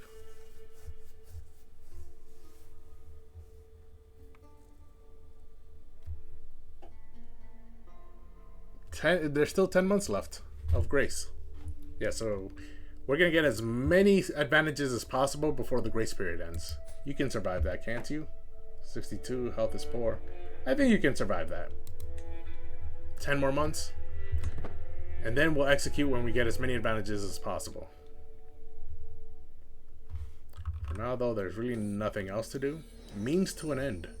I sit by the giggling, grunting private tents, letting the sounds and smells of the camp wash over me. It's different from a life within the safe walls of a palace. So very different. The freedom is easy to enjoy. No obligations, no counselors yapping, no dignitaries to entertain. None of the downsides of the trappings of power. Yet these freedoms are dearly purchased. The constant scraping for survival wears thin. Increasingly, every night I yearn for a proper bed. Yes. So my lust for land. Does this mean my current lust for land expired? No, I still have it.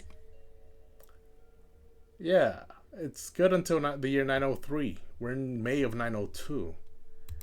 So this is just to extend it for another 35 years. And I also lose stress because I'm ambitious, but I have 0 at the moment. I quite enjoy this life. But I get stressed out because I'm ambitious. Best to keep my options open.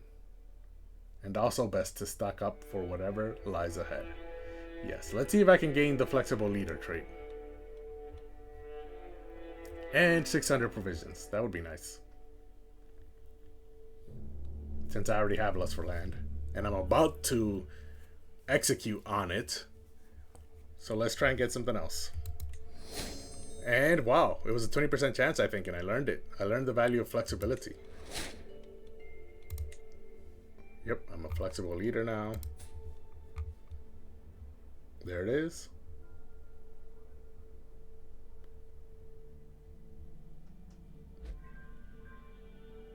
I can execute with confidence, but I still have some time left. I have 6 months of grace left, where my scheme cannot be discovered. So the secrecy percentage does not matter for the next 6 months. For the next 6 months, it's at 100%. I think I'll get to 20 advantages, because it only took 4 months for me to get 10. Then again, I started with 4, so it took me 4 months to get 6 advantages, which means in 4 more months I'll get another 6. I'll get to 16 with 2 months of grace left. So I think I might not be able to get to 20 advantages, but I'll definitely be able to execute with 15. Foreign fruits. In my wanderings outside of camp, I come across a clearing in the forest rich with all manner of colorful berries adorning the bushes. They are unlike any I have seen before and look so tantalizingly delicious, and it would take my followers less than an hour to pick them all. Could these be a much-needed gift from Tathagata Garba, or a trick from Mara meant to test us? The names of all these different Buddhas are very long. Let me take a quick sip of water.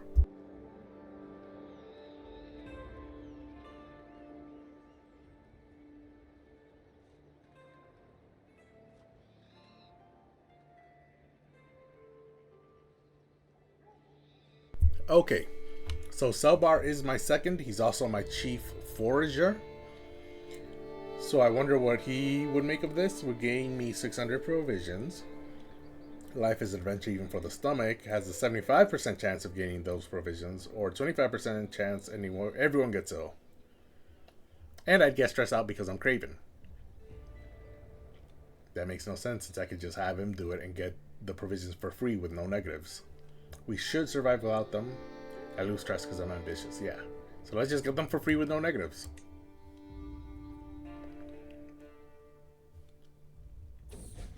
Mutik comes of age. Ooh, look at his face. I bet it was an intrigue education. With his coming of age, my tuition of Mutik is at an end. Despite being a chatty child, Mutik at times finds it difficult to get along with people. Few at any court would be overly impressed by his grasp of etiquette, but at least he does know how to hold his own in polite company. Oh, he only got 2 stewardship. It's too bad, because my diplomacy is 30 with 23 learning. So I'm a great diplomacy teacher. And yet, he only got a 2-star diplomacy education trait. So he's currently at 17 diplomacy. Now, they grow up so fast. So now he's got 19 diplomacy. Didn't go up too much.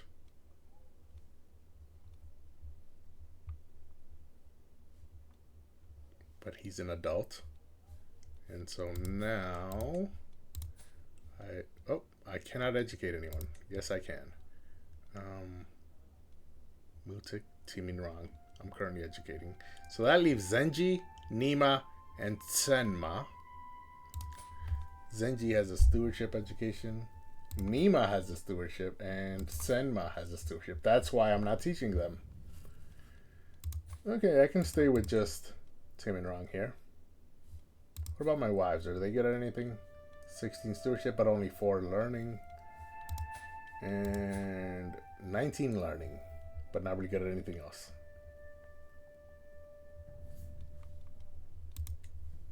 Okay, so that's enough of that. A lot of criminal contracts around here.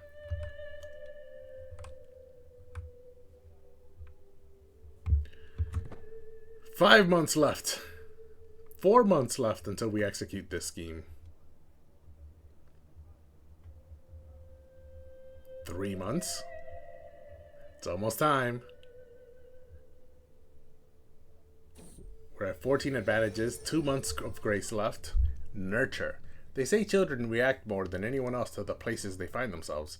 It's fortunate for my daughter Tsenma, then, that she finds herself in the company of the most cunning thieves, ruthless bandits, and vicious scum that I've been able to gather.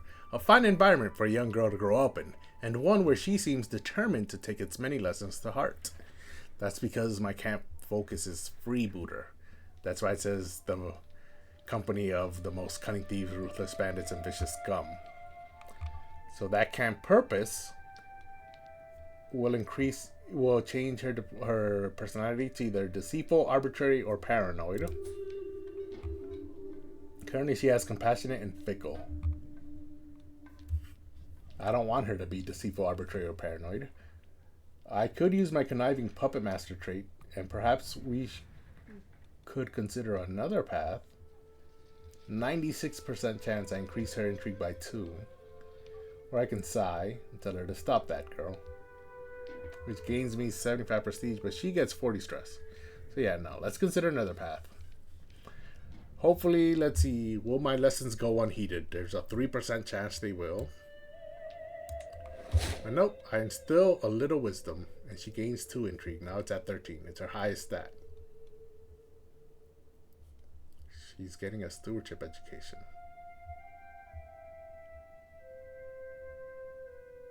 Base 4 stewardship, base 11 intrigue.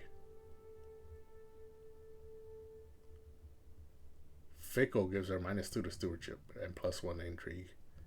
But compassionate gives her -2 to intrigue. So who's her teacher? I think she should be intrigue focused. Let me see. This is too late, so she's probably going to get a bad trait. But let me see if I can pivot real quick. Nah, I cannot. That's unfortunate. I was hoping I could pivot her real quick to intrigue education, but no. Too late for that. Meanwhile, the scheme has 2 months. Oh, one more hill. Gave 1 prowess to Tim and Rong. We have 1 month left of grace. And there. We have 17 advantages. 1 month of grace left. 23 days until the next phase. So even if we go to the next phase, that only gives us 18 advantages. Should I risk it for the biscuit? Even if the grace period ends, I still have 95% secrecy. And I need to get, and I will have 18 advantages. So, the scheme phase is what, 23 days long?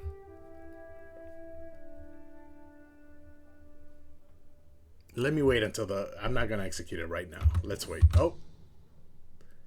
The grace period just ended. And I have 22 days until the next phase. Of those I've chosen to involve in this little scheme, Karse is probably not the absolute most skilled. Still, he's clearly applying himself, determined not to let my efforts go to waste, with the aim of improving his skill in matters of intrigue. Bettering yourself is costly, but helps us all in the end. You can go further than this. 97% chance his intrigue increases by 3, but I don't care about that. Credit goes naturally to our mastermind. Every agent gains 15 opinion of me, but Karse loses 30. The plan goes well. Sees Rom gains 20 days of progress. Let's go with that. Now we have 2 days until the next phase. We're at 95% secrecy. I think we're going to need a lookout now. Z-Moon can be invited to be the lookout.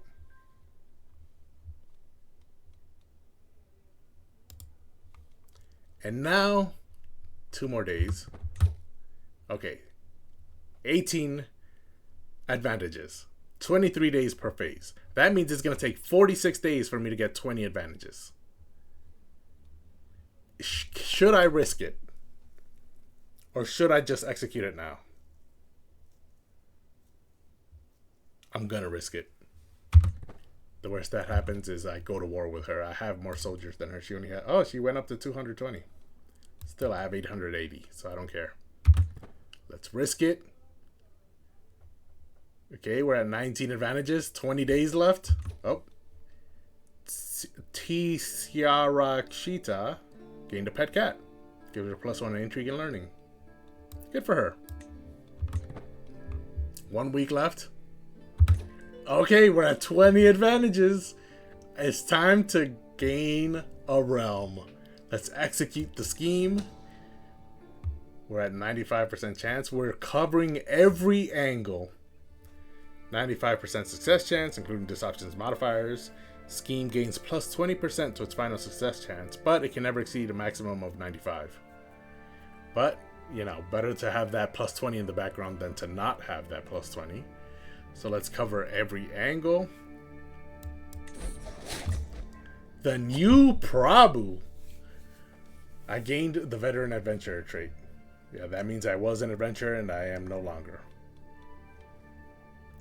The plans were checked and rechecked. Every eventuality prepared for. Each conspirator readied. Storming into the castle was easy enough under pretense of employment. Chaos ensued as the alarm was raised, but through the pell-mell cut and thrust, we at last emerged, exhausted but victorious. So she's my new rival. That makes sense. I have that reclusive false Prabhu, Baninera, dragged before me in her own throne room, my prisoner to do with as I will. Konyi is mine. So I get the chiefdom of the high chiefdom of Konyi, and then the smaller chiefdoms of Kozahoma, Garco, and Amdo. The 3 chiefdoms that existed within the high chiefdom. So I gained all of them. I adopted a feudal government. Due to the Konyi people's bad opinion of you, I gained ennobled adventurer for 10 years. Minus 15 fellow vassal opinion, minus 15 vassal opinion, minus 25% legitimacy. To lessen the above modifier's penalty, you need to have high enough level of fame, and either you or your primary spouse or primary heir need to be of the same culture and faith as Konyi. So I gained the trait veteran adventurer. Zappa has previously led a life of bravery and action as an adventurer, and proven his worth by working his way up from such humble beginnings. All camp buildings will be demolished and a portion of their costs returned. Kirong's tabard, my camp, was destroyed. That's unfortunate. I imprisoned the High Chiefess. Every patron with positive opinion gained 30 opinion of me. Pleased former patron. The High Chiefess lost their 75 opinion of me because I seized her realm. And her close family members and spouses lost 50 opinion of me because I seized the close family's realm. She only had 2 daughters. That was her only family. Yes, Konyi is mine. And I think I made it just under the Lust for Land cutoff. Let me see if I can still see the modifier. Yeah, it expired the 2nd of August, 903. It is currently the 17th of February, 903. So I did it with 4, 5, 6 months to spare. 5.5 months to spare. I have a new realm priest. Law removed. Freebooter's law. Okay, it's no longer valid. Okay. Let me unpause and pause really quickly. Put this at 3 speed. Unpause and pause. The game needed some time to register everything that just happened. So Banera is no longer landed. Yes. She's no longer my chief cook. He's no longer my head porter. No longer my camp priest. No longer my chief forager. No longer my master of arms. No longer my second. Yeah, I lost all those positions. Because as a leader of a petty kingdom now, what's my position? Prabhu. I like the hat. I like her hat more than I like my hat. Can I get a better hat?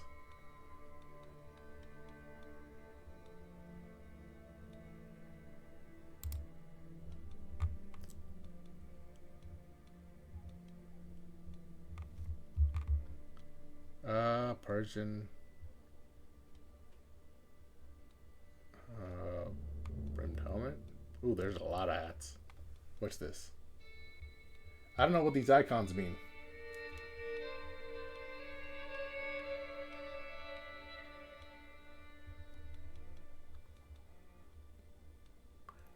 I wish I knew what these icons... I think this is the DLCs that these accessories come from. I do like this one.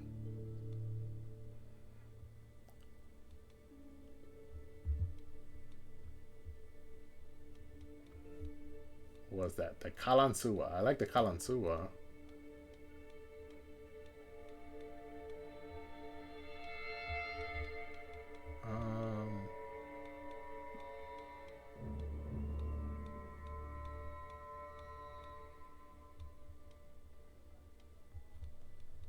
What am I currently wearing?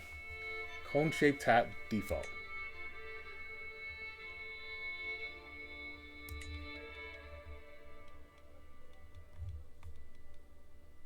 I can put on spectacles, but that does not replace my current headwear. This is step religious.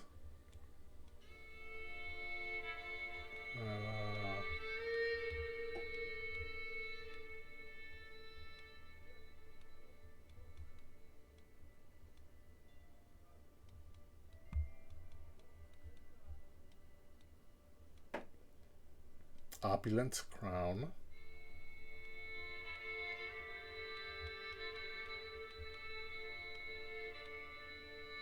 Huh. This is the hat I've been wearing. Cone helmet with chain cover high.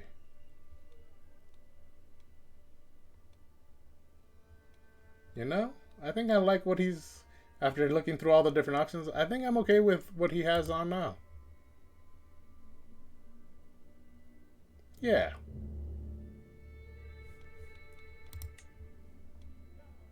How do I exit? Oh, there's that big X. Discard the changes. I think I'm okay with how he looks now. But... Oh, 1,000 soldiers. How did that happen? Anyways, the reason all those people lost their positions is because now I have a council. My first wife here is the Mahila. And then my religious leader is called the Purohit. Unfortunately, I cannot fire a counselor because my faith does not have revocable clerical appointment. Yeah, so they're just appointed by someone else. He does like me though, so he endorses me. And him endorsing me gives me plus 0.2 taxes per month.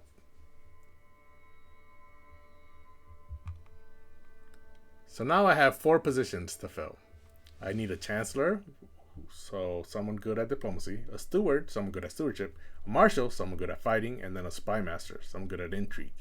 So let's start with the chancellor. Okay, so these are my vassals. Why is he my vassal? What does he have? He has a city. And that makes him a powerful vassal because I don't have any other vassals. Yeah, subjects. Yeah, he's my only vassal.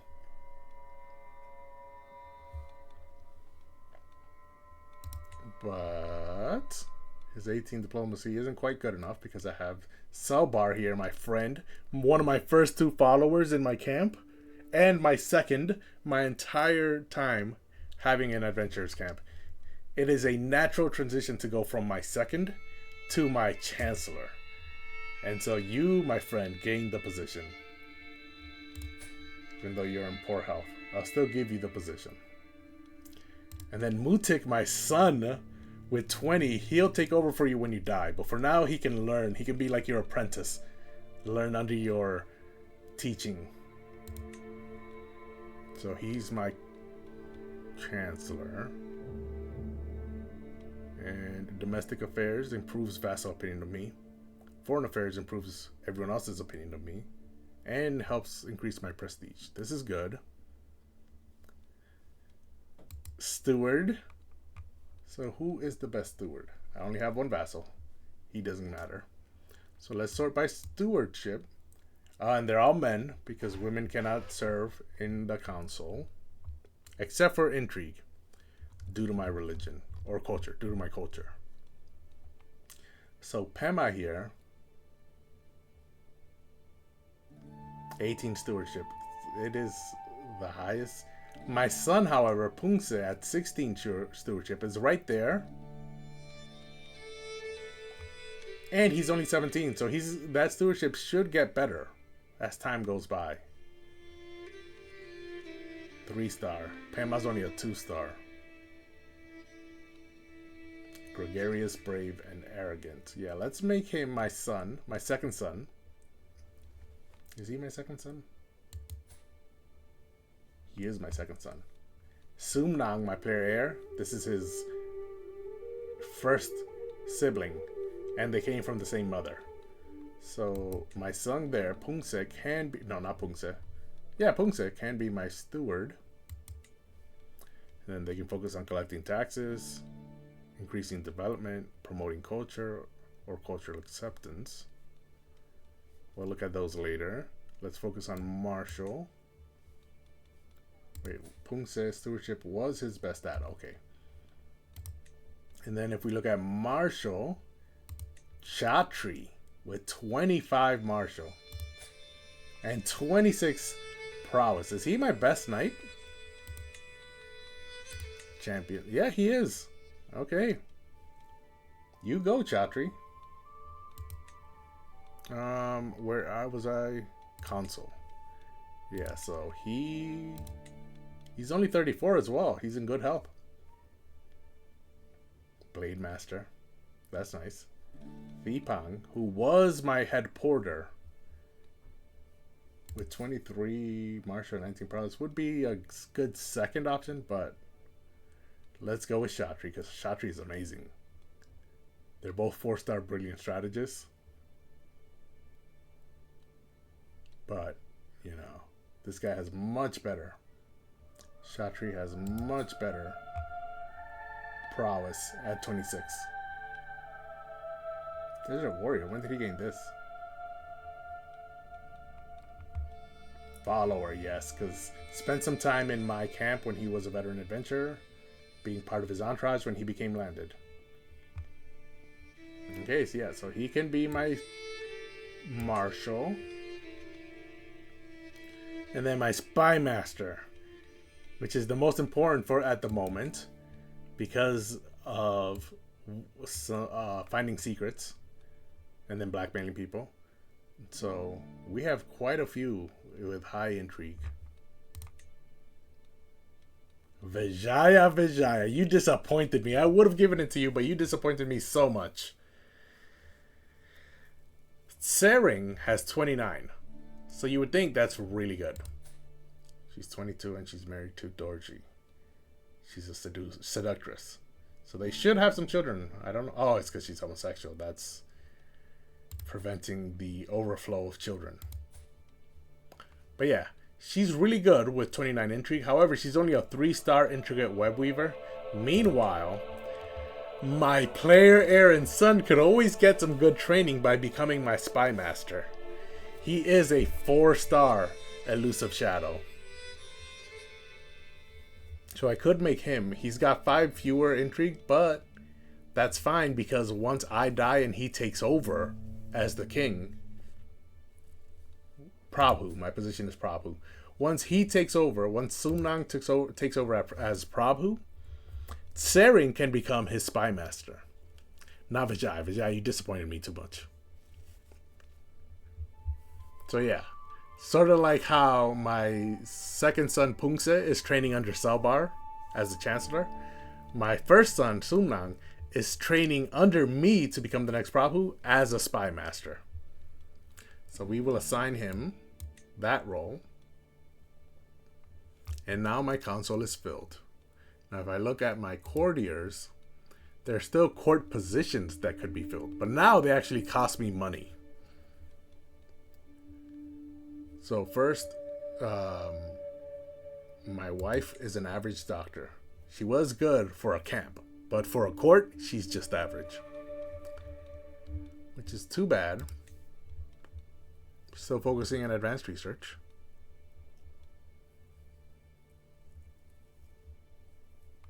She could focus on improving her skills, but no. Wait, she's in poor health? She is 57. Antiquarian helps with artifacts, but that costs 15 gold, 0.15 gold per month. Wet nurse only costs 0.05 gold per month and 0.1 prestige per month. Currently, I'm losing 1.3 gold. Thanks to my military. My military is making me lose gold. So I want to fill positions that do not require gold. Most of them will get paid gold per month, but I remember there are, I think, 1 or 2 that do not cost gold. The Jester definitely does cost gold. Personal Champion, Court Chronicler, and then the Bodyguards. I'm not sure I like my Bodyguard or my Marshal being my Bodyguard. But I don't have any other excellent bodyguards.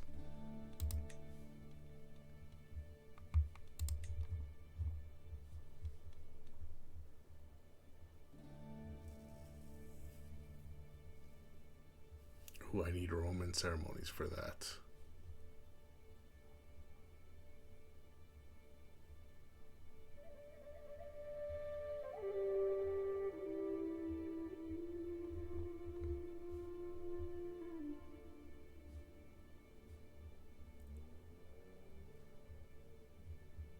Which position is it? I knew there. Oh yeah, cupbearer. There it is.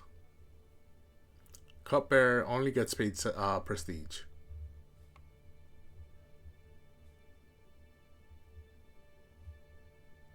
And executioner only gets paid prestige.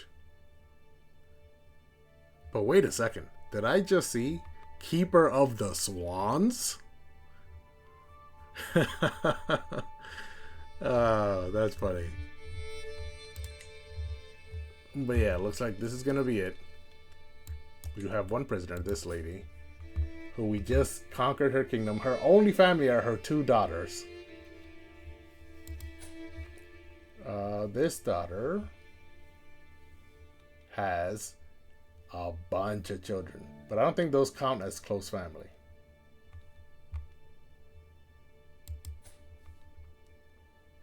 Right. Sees close family drum. Oh no, she does. Her granddaughter. I didn't realize she had so many children.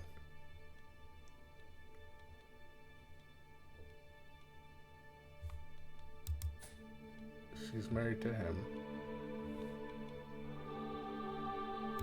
His older brother.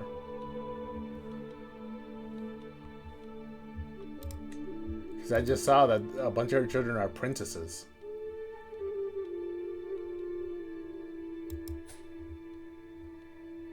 Oh, I see what happened. She used to be married to the King of Wu.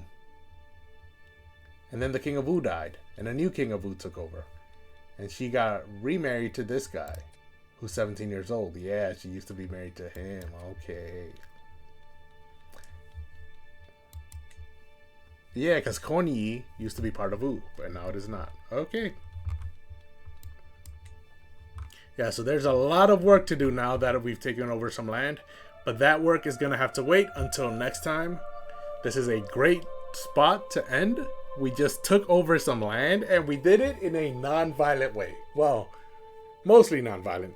We did pretend that we were going to accomplish a contract for her marshal. And then her marshal and I walked into the court in front of her, and then we instantly took her down. So there was some subterfuge involved, but We are now in charge of the petty kingdom of Konyi. So we accomplished one of our goals on the path towards our end game goal of creating the Empire of Tibet. The first goal was obviously to stop being an adventurer and gain some land, and we have done that. Land that is mostly within the same culture group as us, Sumpa. So that's good. Most of it is Sumpa land, with a small tip here in Zhangzheng. So I think I might have to move the capital from here over to here at some point. But for now,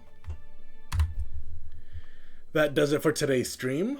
I would like to thank everyone who watched and enjoyed.